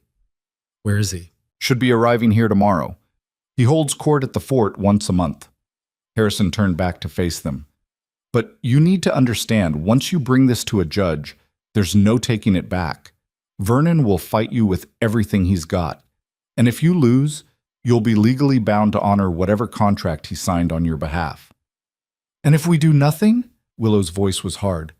I get dragged back, married off to a stranger, and Vernon gets away with murder? I'm not saying do nothing. I'm saying be sure. Be ready for what comes next. Willow looked at Cole. He was watching her, his expression unreadable. This was her decision. He'd gotten her this far, protected her, fought for her. But this next step, accusing Vernon publicly, going through the legal system, that was hers to make. She thought about her mother, about all the times Margaret had chosen silence over confrontation, safety over justice, about how that silence had ultimately killed her. Willow wasn't her mother. I'm sure, she said. I want to see Judge Brennan. Harrison nodded slowly. All right. I'll arrange a meeting. In the meantime, you'll stay here on the fort. Officers' quarters have a spare room. It's not much, but it's secure. Vernon will know we're here, Cole pointed out. Almost certainly. But this is a military installation. He can't just waltz in and take her. Harrison's smile was thin. Though I expect he'll try every legal and illegal method he can think of. You two should lay low until the judge arrives. They left Harrison's office with more hope than they'd entered with, but not much. A spare room in the officers' quarters turned out to be exactly what Harrison promised. Small, clean, with 2 narrow beds and a window overlooking the parade ground. Willow collapsed onto one of the beds. Every muscle in her body screamed. She wanted to sleep for a week. Cole was at the window watching the compound, always watching. You should rest, Willow said. I will, later. Cole, Vernon knows we're here. He's going to make a move. I need to be ready. Cole finally turned from the window. You did good in there. Standing your ground with Harrison. I didn't have much choice. You always have a choice. You chose to fight. He sat down on the other bed, started cleaning his rifle with practiced efficiency. That takes courage. Willow watched him work. His hands were steady, methodical. The same hands that had pulled her onto his horse, shared his food, taught her to shoot. Hands that had probably killed men, though he never talked about the war. Why are you doing this? She asked. Really? You could have left me in that cabin. Could have pointed me toward Fort Kearney and washed your hands of the whole thing. Instead, you're here, risking everything. Why? Cole was quiet for a long time. When he spoke, his voice was careful. I had a sister once, Emily. She was 16 when a man twice her age decided he wanted to marry her. Our father owed him money, saw it as a convenient way to settle the debt. Emily said no, said she'd rather die than marry him. He paused, his hand stilling on the rifle. She ran, made it almost to Kansas before they caught her, dragged her back. Our father locked her in the root cellar until she agreed to the marriage. Cole's jaw tightened. She agreed. Had the wedding. 2 months later, she drank lye. Died screaming. Willow's chest constricted. I'm sorry. I was at war when it happened. Didn't even know until I came home to bury her. Cole resumed cleaning the rifle, his movements sharper now. Point is, I had a chance to help her. Told her to just do what father said, that fighting would only make it worse. I chose the easy path, and she died because of it. That wasn't your fault, wasn't it? I could have stood with her, could have challenged our father, challenged the whole system. Instead, I told her to be quiet and accept it. He met Willow's eyes. I won't make that mistake again. You want to fight? I'll help you fight. You want to burn Vernon's world down? I'll hand you the matches. Willow didn't know what to say, so she just nodded. They rested for a few hours, taking turns keeping watch. As evening fell, a knock came at the door. Cole answered it, rifle ready, but it was just a private delivering food. Stew, bread, coffee, that was probably chicory but tasted like heaven anyway. They ate in silence. Outside, the fort was settling into its evening routine. Lights appeared in windows. Patrol changes were called out. Somewhere, someone was playing a harmonica badly. Normal life. Or as normal as life got on the frontier. Willow was just finishing her stew when footsteps echoed in the hallway. Heavy footsteps. Multiple people. Cole was on his feet instantly, rifle raised. The door burst open. Not kicked, just opened with the confidence of someone who knew they had the right. And there, flanked by 2 soldiers Willow didn't recognize, stood Vernon Gaines. He looked exactly as she remembered. Tall, broad-shouldered, with a face that would have been handsome if it wasn't so cold. His eyes found hers immediately, and something flickered there. Not anger, not even satisfaction, just ownership, like looking at a horse he'd misplaced and finally located. Hello, Willow. Her throat closed up. She tried to speak, couldn't. All the words she'd practiced, all the accusations she'd prepared, they died before reaching her lips. Cole stepped between them. Get out. I don't think so. Vernon's voice was calm, reasonable. The voice of a man used to being obeyed. I'm here on official business. I have a legal contract that says this girl is engaged to be married. I'm here to retrieve my property. She's not property. Legally, she's under my guardianship until she marries, which makes her my responsibility. Vernon pulled a document from his coat. This is the engagement contract, properly notarized and legally binding. Colonel Harrison has already reviewed it. It's legitimate. Cole's grip on the rifle tightened. Harrison said I couldn't take her by force. He didn't say I couldn't exercise my legal rights. Vernon's smile was thin. The law is on my side, Mercer. You can fight it, but you'll lose. The girl comes with me tonight. She'll be married within the week. And you, he looked Cole up and down, you'll be charged with kidnapping, interfering with a legal guardian, and probably a few other things my lawyers dream up. I didn't kidnap anyone. She came willingly. A child can't consent to being kidnapped. That's the whole point. Vernon's eyes were cold. Now, You can hand her over peacefully and walk away from this with your life and your reputation intact, or you can fight, and I'll make sure you hang for what you've done." Willow found her voice. "You murdered my mother." Vernon looked at her like she was a dog that had learned a new trick. "Your mother died of natural causes, heart failure. The doctor certified it." "Your doctor, your business partner." "The county's doctor, a respected medical professional." Vernon's tone didn't change. "You're grieving, Willow. I understand that. But making wild accusations won't bring Margaret back. You wanted to sell me before she died, 2 weeks before. You had a fight about it. We had a discussion about your future. That's what guardians do." Vernon took a step forward. The soldiers behind him, clearly hired men, not actual military, put their hands on their weapons. "Now, enough of this nonsense. You're coming with me." "No." The word came out stronger than Willow expected. "I'm not going anywhere with you." Vernon's expression finally shifted, a flash of anger, quickly controlled. "You don't have a choice." "Yes, I do. Judge Brennan arrives tomorrow. I'm filing a formal complaint. Murder, fraud, illegal contract, all of it." "Brennan won't see you. I'll make sure of it." "You can't stop a circuit judge from hearing a case." "Can't I?" Vernon's smile returned. "You really have no idea how the world works, do you? Brennan owes me 3 favors from land deals we worked together. He'll hear your complaint, sure. Then he'll dismiss it for lack of evidence. And then I'll have you legally, officially, with a judge's blessing." Willow felt the ground shifting under her feet. Of course Vernon had gotten to Brennan. Of course he had. He'd probably gotten to everyone in the territory who mattered. But Cole was shaking his head. "Brennan doesn't work that way. I know him. Served with his son during the war. He's honest." "Everyone has a price, Mercer. You just haven't found his yet." Vernon gestured to his men. "Now, we're done talking. Willow, you're coming with me. You resist, these men will restrain you. Mercer tries to interfere, they'll shoot him." The soldiers moved forward. One of them reached for Willow's arm. She grabbed the coffee pot from the table and swung it. The pot caught the soldier square in the face. Hot coffee splashed everywhere. He screamed, stumbled back, hands clutching his burned skin. The second soldier went for his gun. Cole's rifle butt caught him in the stomach.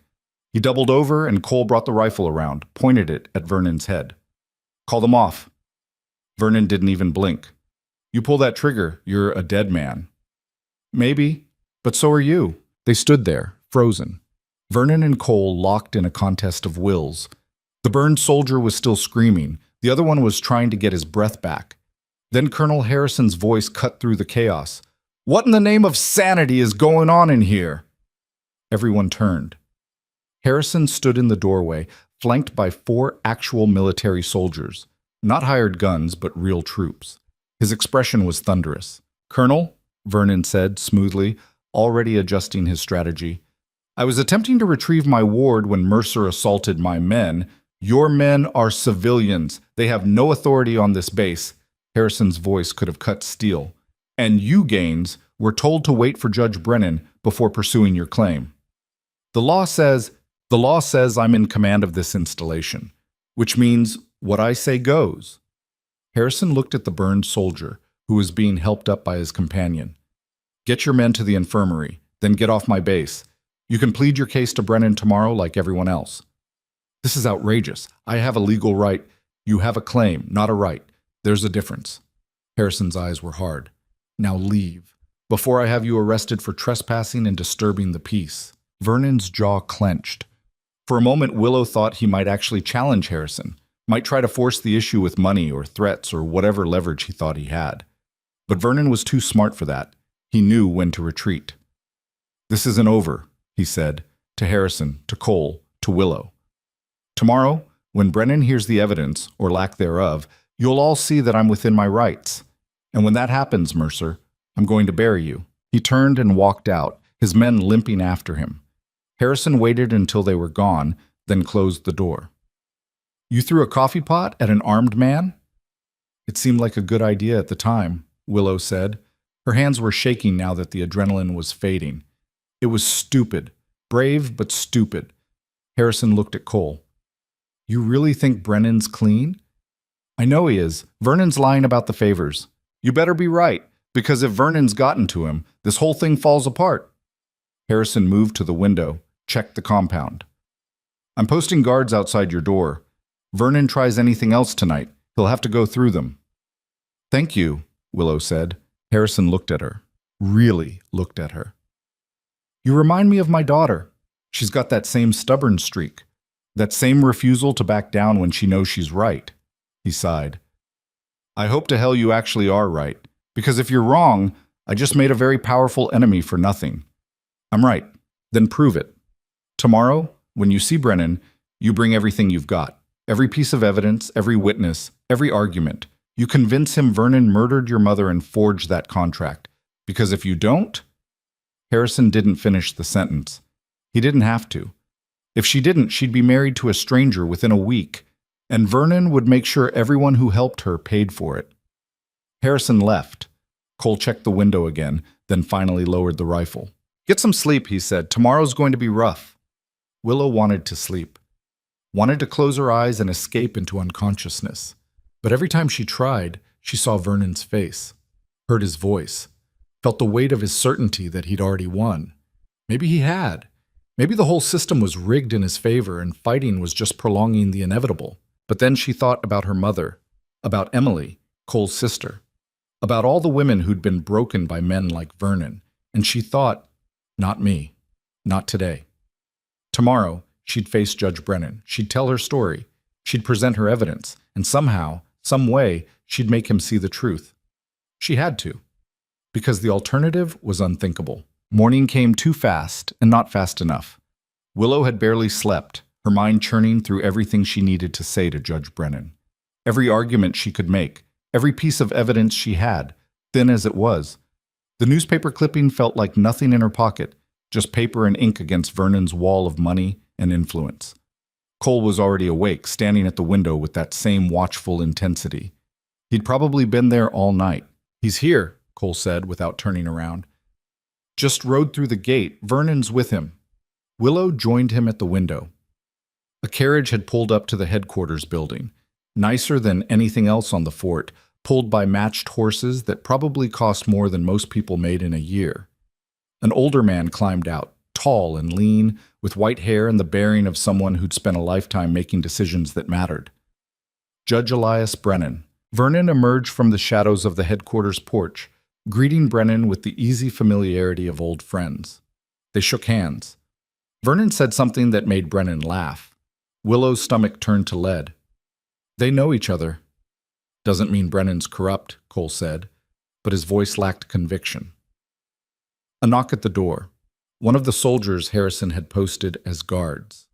Judge Brennan is ready to hear testimony. You're to report to the headquarters building immediately. This was it. No more running, no more delays. Just Willow, her story, and a judge who was already laughing with the man who wanted to own her. They walked across the parade ground in silence. The morning was cold, clear, beautiful in a way that felt like mockery. How could the world look so normal when everything was about to fall apart? Inside the headquarters building, they were directed to a larger room that had been set up as a makeshift courtroom. Brennan sat behind a desk at the front, looking every inch the authority figure. Vernon sat to one side with a man Willow didn't recognize.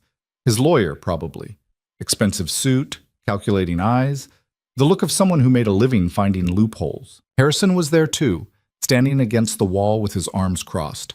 Their eyes met briefly. He gave her a small nod. Not reassurance exactly, just acknowledgement.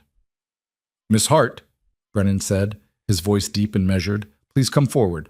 Willow walked to the front of the room, feeling every eye on her. She was still wearing the coat Cole had bought her, her dress underneath stained with travel and survival. She probably looked like exactly what Vernon claimed, a runaway girl who didn't know what was good for her. Your Honor, Vernon's lawyer stood. Before we begin, I'd like to present the relevant legal documents.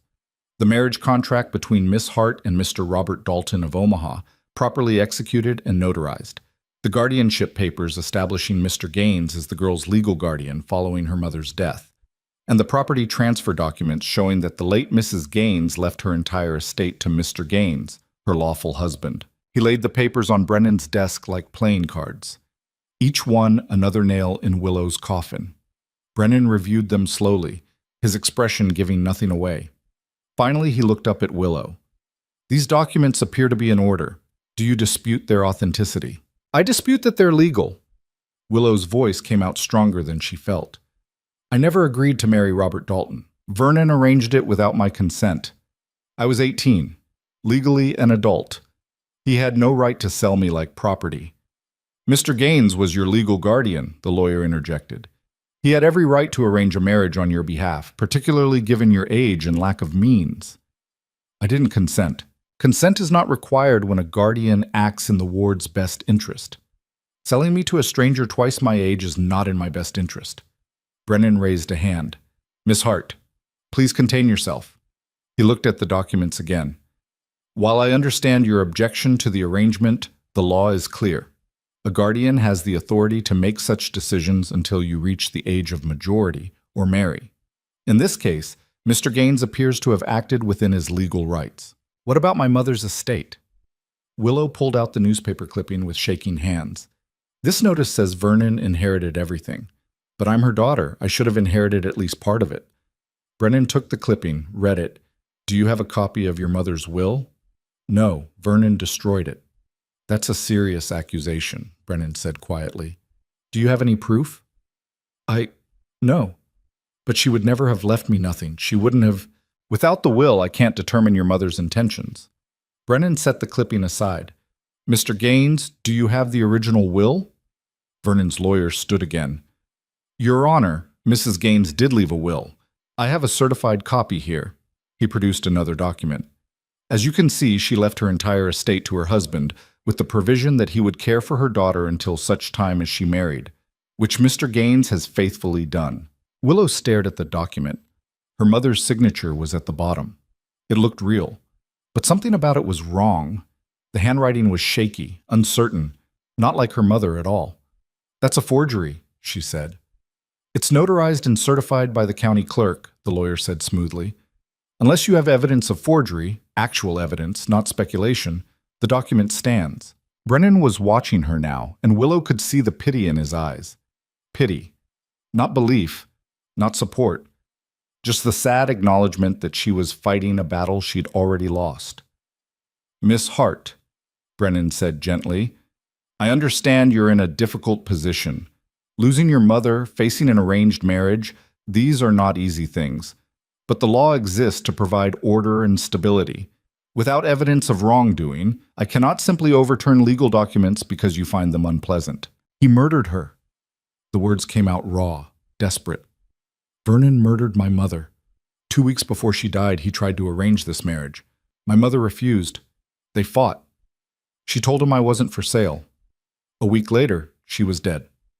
Silence in the room. Even Vernon's lawyer looked uncomfortable. Brennan leaned forward. That's a very serious accusation. Do you have any evidence to support it? The timeline, the convenient timing of her death, the fact that Vernon inherited everything, the fact that the doctor who pronounced her dead is Vernon's business partner. Circumstantial, the lawyer interrupted. None of that constitutes evidence of murder. Then investigate it. Willow's voice rose. Exhume her body. Have an independent doctor examine her. There has to be some way to prove. Your Honor, Vernon spoke for the first time, his voice heavy with manufactured sorrow. My stepdaughter is clearly distraught. Grief has made her irrational. She's making wild accusations because she can't accept her mother's death. I've tried to be patient, tried to be understanding, but this has gone too far. Brennan looked at Willow. She could see him making his decision, could see the sympathy hardening into judgment. She was losing. Then Cole stepped forward. Your Honor, I'd like to testify. Brennan looked surprised. Mr. Mercer, I wasn't aware you had direct knowledge of these events. I don't, but I do know Vernon Gaines. Cole's voice was steady, controlled. He owns half of Lincoln County, controls the sheriff, the county clerk, the doctor, most of the merchants. Anyone who crosses him loses their livelihood. Anyone who helps him gets rich. That's not law. That's tyranny. Mr. Mercer, the lawyer began, but Brennan waved him off. Let him speak. Cole moved to stand beside Willow. Vernon claims he acted in Willow's best interest. But the marriage he arranged, he stood to gain $5,000 from it. That's not guardianship. That's profiteering. He claims her mother left everything to him willingly. But Margaret Hart had a daughter she loved more than life itself. No mother leaves her child penniless unless she's coerced or the will's a fake. Again, the lawyer said. Speculation, no evidence. Then let's get some evidence. Cole turned to Brennan. Give us 1 week. 1 week to investigate Margaret Hart's death. Talk to witnesses, review medical records. If we can't find anything concrete, Willow submits to the marriage. But if we find proof Vernon murdered her mother or forged that will, he faces charges. Vernon stood abruptly. This is absurd. I will not have my reputation. If you're innocent, you have nothing to fear, Cole said. The room fell silent. Brennan was thinking, weighing options. This was it. The moment everything turned. I'm inclined to agree with Mr. Gaines's counsel, Brennan said finally. These accusations are serious but unsubstantiated. However, he paused. However, there are enough irregularities here to warrant pause.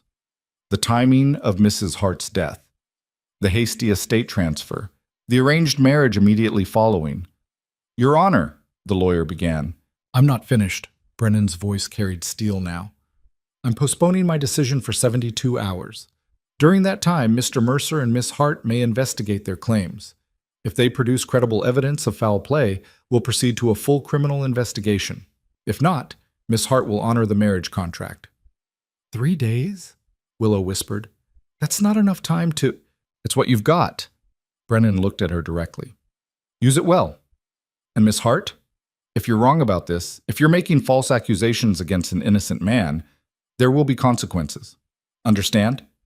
Willow nodded. She didn't trust her voice. Court is adjourned. We reconvene in 3 days. Brennan stood, and everyone else followed suit. Vernon caught Willow's eye as he left. His expression promised retribution, but underneath the anger she saw something else. Fear. Just a flicker, quickly hidden. But it was there. He was afraid of what they might find. Outside, Cole immediately started planning. We need to get to Lincoln County. Talk to people who knew your mother. Find someone willing to testify about Vernon's character, about your mother's state of mind before she died. In 3 days? That's impossible. Maybe. But we have to try. Cole was already walking toward the stables. Harrison can give us horses, supplies. We leave within the hour. Cole, wait! Willow grabbed his arm. Even if we find something, who's going to testify? Anyone who crosses Vernon loses everything. You said it yourself. Then we find someone who's already lost everything, someone with nothing left for Vernon to take away.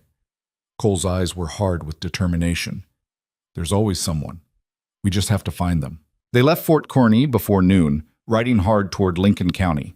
Harrison had provided them with 2 horses, provisions, and a letter of authority that technically gave them no actual power but might impress people who didn't know better. The ride took 6 hours. 6 hours of cold wind and frozen ground, and Willow's mind racing through everyone her mother had known. Friends, neighbors, the reverend who'd refused to help, the women from church who'd brought food after the funeral and then disappeared. Who would risk Vernon's wrath to tell the truth? They reached Lincoln County just as the sun was setting. The town looked exactly as Willow remembered, small, dusty, dominated by Vernon's lumber mill and the large house on the hill where she'd lived and suffered and watched her mother slowly disappear. Cole didn't go to the main street. Instead, he led them to the outskirts, to a small cabin that looked abandoned. He dismounted, knocked on the door in a specific pattern. After a moment, the door opened. An old man stood there, weathered and bent, with eyes that had seen too much. Mercer. The old man's voice was rough. Figured you'd show up eventually. Daniel. Cole helped Willow dismount. This is Willow Hart, Margaret's daughter. Daniel's expression shifted. Thought Vernon had you locked away by now. He tried. I ran. Smart girl. Daniel stepped aside. Come in, quickly. Vernon's got people watching everywhere. Inside, the cabin was warm, cluttered with books and papers. Daniel was a drunk. Willow could smell it on him, but his eyes were sharp. You're the school teacher, Willow said suddenly. You used to teach in town before I questioned one of Vernon's business deals and lost my position. Yes. Daniel poured himself a drink from a bottle that was already half empty. I knew your mother. Good woman. Too good for the likes of Vernon Gaines. Did she seem sick before she died? Cole asked. Any signs of illness? None. Saw her 3 days before she passed. She was upset, angry even. Said she'd made a mistake marrying Vernon, but was going to fix it. Daniel drank. Next thing I know, she's dead and Vernon's inheriting everything. She said she was going to fix it? Willow leaned forward. Fix it how? Didn't say specifically, but she mentioned changing her will, making sure you were provided for if anything happened to her. Did she go to a lawyer? Not Vernon's lawyer. She went to Omaha. Saw a man there.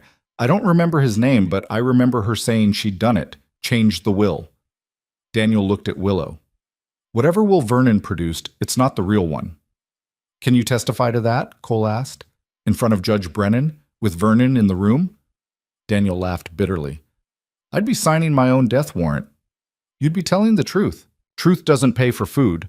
Doesn't keep you alive when Vernon decides you've become a problem. Daniel poured another drink. I'm sorry, girl. I'm sorry about your mother, but I can't help you. Willow felt the hope draining out of her. This was what it came down to, people who knew the truth but were too afraid to speak it. Then Cole said, What if Vernon couldn't hurt you? What if we had enough evidence to arrest him? Would you testify then? Daniel was quiet for a long moment. If you could guarantee I wouldn't end up like Margaret? Maybe. But you don't have that kind of evidence. If you did, you wouldn't be here. Not yet, but we're working on it. Cole turned to Willow. You said your mother went to Omaha for the lawyer. Do you remember anything else? A name, an address? Willow closed her eyes, trying to remember. Her mother had been secretive about it, nervous. Had made Willow promise not to tell Vernon, but she'd mentioned something, some detail. Morrison Street, Willow said suddenly. She said the office was on Morrison Street, near the bank. I remember because I asked if she needed money, and she said no. The bank was just a landmark. Morrison Street. Cole stood. We can be in Omaha by morning if we ride through the night. Find the lawyer, get a copy of the real will. Vernon's people will be watching the roads, Daniel warned. Then we'll take the roads they're not watching. Cole looked at Willow. You up for another hard ride? She was exhausted, running on fumes and desperation. Her body ached. Her mind was fracturing at the edges, but they were so close to the truth.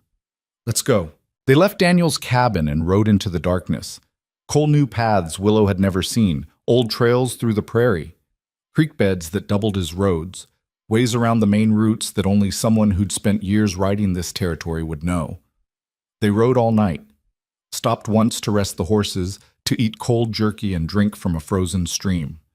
Then back in the saddle, pushing forward. Dawn found them on the outskirts of Omaha. The city was waking up, smoke rising from chimneys, the sounds of commerce and life beginning. It was bigger than anything Willow had seen, loud and overwhelming. Cole led them to Morrison Street.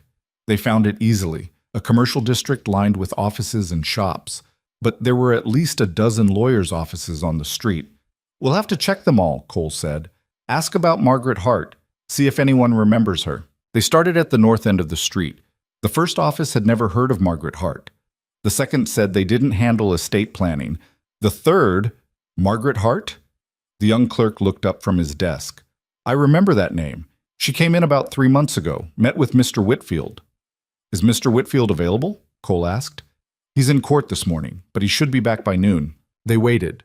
2 hours of sitting in a cramped waiting room, watching the clock, every minute feeling like an hour. Willow's nerves were wound so tight she thought she might snap. Finally, a man arrived. 50s, professional, with kind eyes behind wire-rimmed glasses. I'm Arthur Whitfield. My clerk said you're asking about Margaret Hart? I'm her daughter, Willow said. She came to you to change her will. I need a copy of it. Whitfield's expression became guarded. If Mrs. Hart executed a will with this office, it would be confidential unless— She's dead, Willow interrupted, and the will that was probated says she left everything to my stepfather, but I think that's not the will she made with you. Whitfield was silent for a moment. Then he said, Come into my office. They followed him into a private room. Whitfield closed the door, went to a filing cabinet, pulled out a folder. Mrs. Hart did execute a will with us. She was very specific about it, said she didn't trust her husband to honor her wishes. He opened the folder, removed a document. According to this will, she left her entire estate to her daughter, Willow Hart, with the provision that Vernon Gaines receive only a small monetary bequest and no claim to the property. Willow stared at the document. Her mother's signature was at the bottom, strong, clear, nothing like the shaky forgery Vernon had presented. "This is it," she whispered. "This proves he lied." "It proves the will he submitted wasn't the one your mother wanted executed," Whitfield said carefully. "Whether that constitutes fraud or forgery would be for a court to decide." "Can you testify to this? Can you bring this document to Judge Brennan at Fort Kearney?" Whitfield hesitated. "That would mean going up against Vernon Gaines. He's a powerful man." "He's a murderer," Willow said. "He killed my mother so he could steal her estate and sell me to cover his debts. If you don't help me, he gets away with it." Whitfield looked at the will, then at Willow. She could see him making the calculation, safety versus justice, self-preservation versus doing what was right. "I'll testify," he said finally. "I'll bring the will to Fort Kearney tomorrow and present it to Judge Brennan. But I want you to understand, this is going to get ugly. Vernon won't go quietly. I'm counting on it." They left Omaha with the will safely in Whitfield's possession and a promise that he'd meet them at the fort the next day.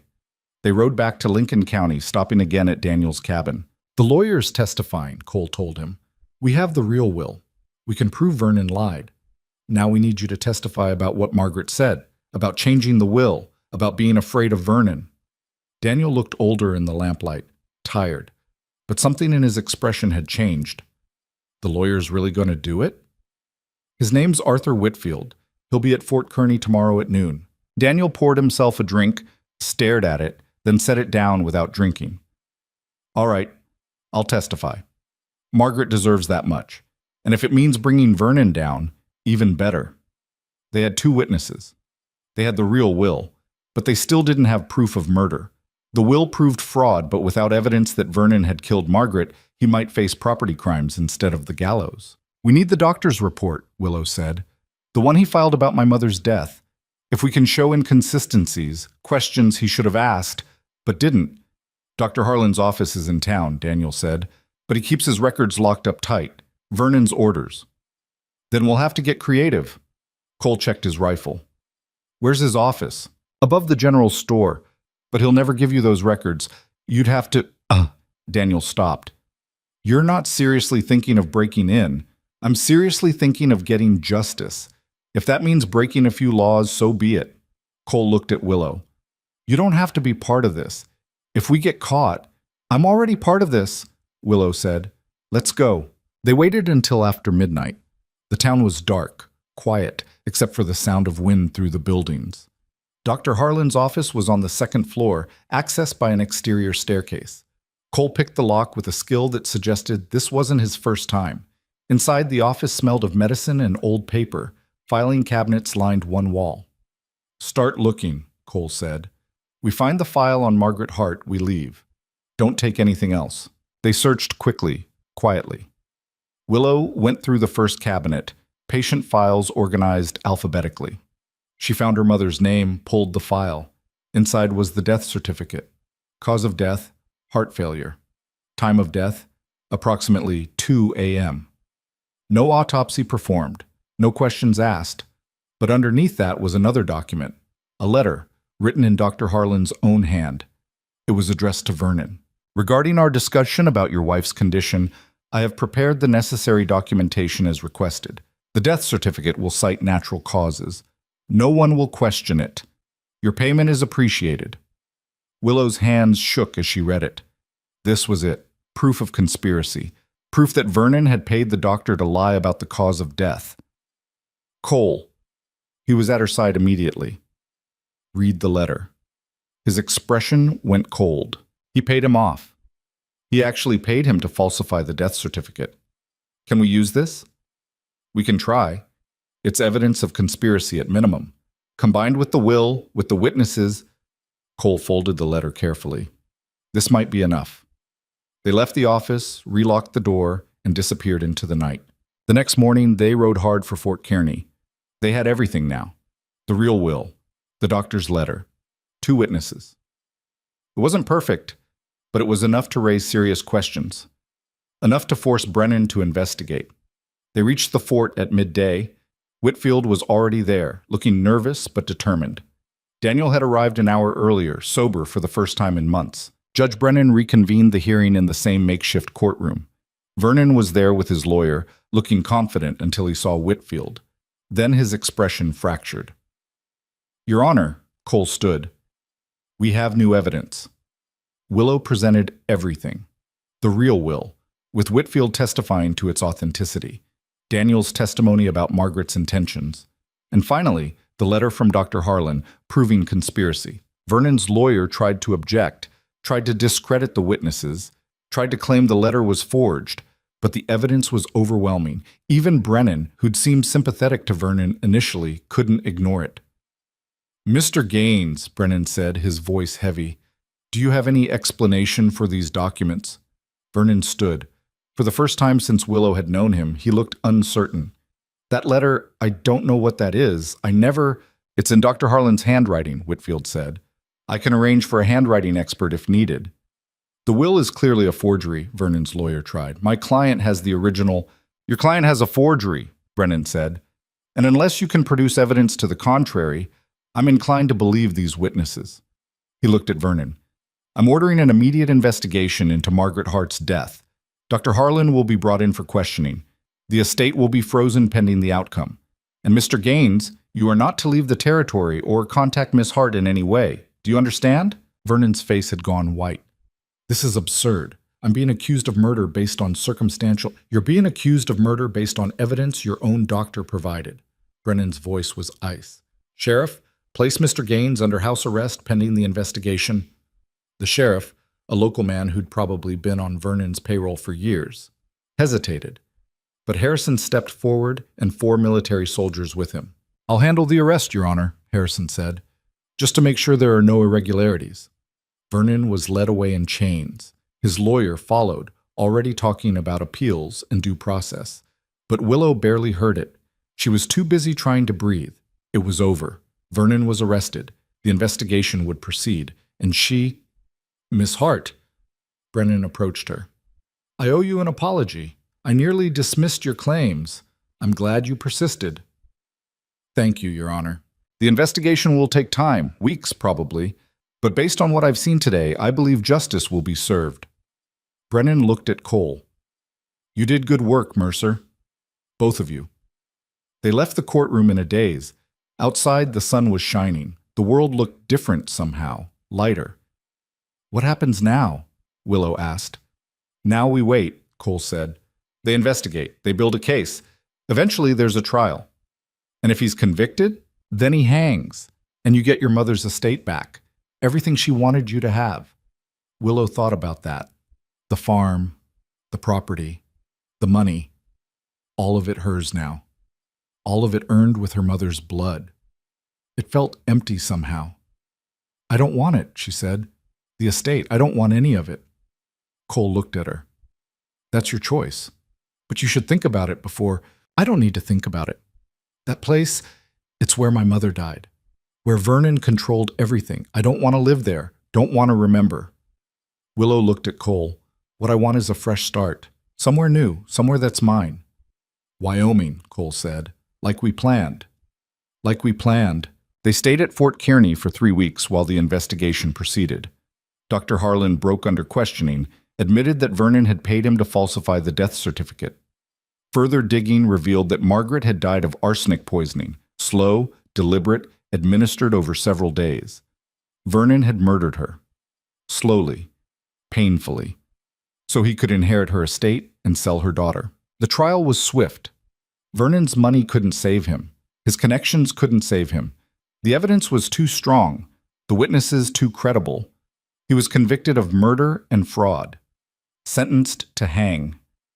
Willow didn't attend the execution. She'd already spent too much of her life defined by Vernon Gaines. She refused to give him her final moments. Instead, she signed papers selling her mother's estate. The money went to Margaret's church and to a fund for women fleeing forced marriages. It felt right somehow, taking something Vernon had killed for and using it to help others escape men like him. Then she and Cole rode west.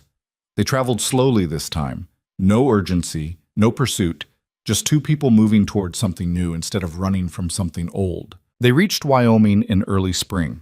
Found a valley with a creek running through it, good soil, timber for building.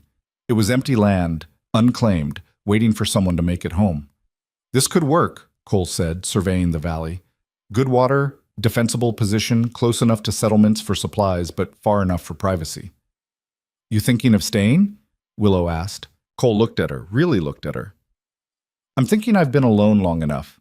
Thinking maybe it's time to build something instead of just riding through. What would you build? A home, a life, a future. He paused. With you, if you want. Willow thought about everything that had brought her here. The fear, the violence, the long cold nights running from men who thought they owned her. She thought about her mother, about Emily, about all the women who'd been ground down by systems designed to control them. And she thought about choice, real choice. Not the choice between bad options, but the choice to create something new. Yeah, she said, I want that. They built a cabin that summer. It was hard work, cutting timber, hauling stones, learning skills neither of them had mastered before. They made mistakes. The roof leaked, the door stuck. The fireplace smoked until Cole rebuilt it 3 times. But it was theirs, built with their own hands, belonging to no one but themselves. Other settlers found the valley eventually, people who'd heard about the widow who'd brought down Vernon Gaines, who'd fought corrupt officials and won. They came looking for that same freedom, that same chance at a life they controlled. A small community grew. Not a town, exactly. Just a collection of people who'd decided that the old rules didn't have to apply anymore. That women could own property. That marriage was a choice, not a transaction. That justice was possible even when the powerful said it wasn't. Willow never forgot her mother. Never forgot Emily or all the others who hadn't made it. But she refused to let their deaths define her. Instead, she let them inspire her. She taught the young women who came through the valley. Taught them to shoot, to ride, to read contracts before signing. Taught them that running was sometimes the bravest choice, but fighting was sometimes the necessary one. Cole built a route through the valley, connected it to the wider world. He still rode sometimes, carrying mail and messages, but he always came home. Always. They married eventually, not because anyone told them to, not because it was expected, but because they chose it, chose each other, chose the life they were building together. It wasn't perfect. Nothing ever was. They fought sometimes, disagreed, made each other crazy with stubbornness and pride, but they chose to stay, chose to work through the hard parts, chose each other again and again. And on cold winter nights, when the wind howled outside their cabin, Willow would think about that first night when she'd stumbled through Cole's door. How close she'd come to dying. How easily it all could have gone differently. But it hadn't. She'd survived. She'd fought. She'd won. And more than that, she'd learned that survival wasn't enough. That freedom meant nothing if you were too afraid to use it. That justice was something you fought for, not something that was handed to you. She'd learned that the world would always have men like Vernon. Men who saw people as property, who thought power meant the right to control. But the world also had people who said no, who fought back, who chose justice over safety, truth over convenience. She'd learned that sometimes you had to burn your whole life down to build something better. That running away was okay if you were running towards something. That trust was a risk worth taking. And she'd learned that love, real love, wasn't about being rescued. It was about choosing someone who'd stand beside you in the fight. Someone who'd hand you weapons instead of chains. Someone who saw you as an equal, a partner, a person. Years later, when young women came to the valley running from their own Vernons, Willow would tell them her story. Not to give them hope, hope was cheap, but to give them something better. A roadmap, a reminder that fighting was possible, that winning was possible, that the systems designed to break them could be broken in return. You're not powerless, she'd tell them. You're just outnumbered. But numbers change. Systems change. The world changes when people refuse to accept it as it is. Some of them believed her. Some didn't. But all of them had a choice. And that, Willow had learned, was the only thing that really mattered. The choice. The fight. The refusal to be anything other than free. Everything else was just details.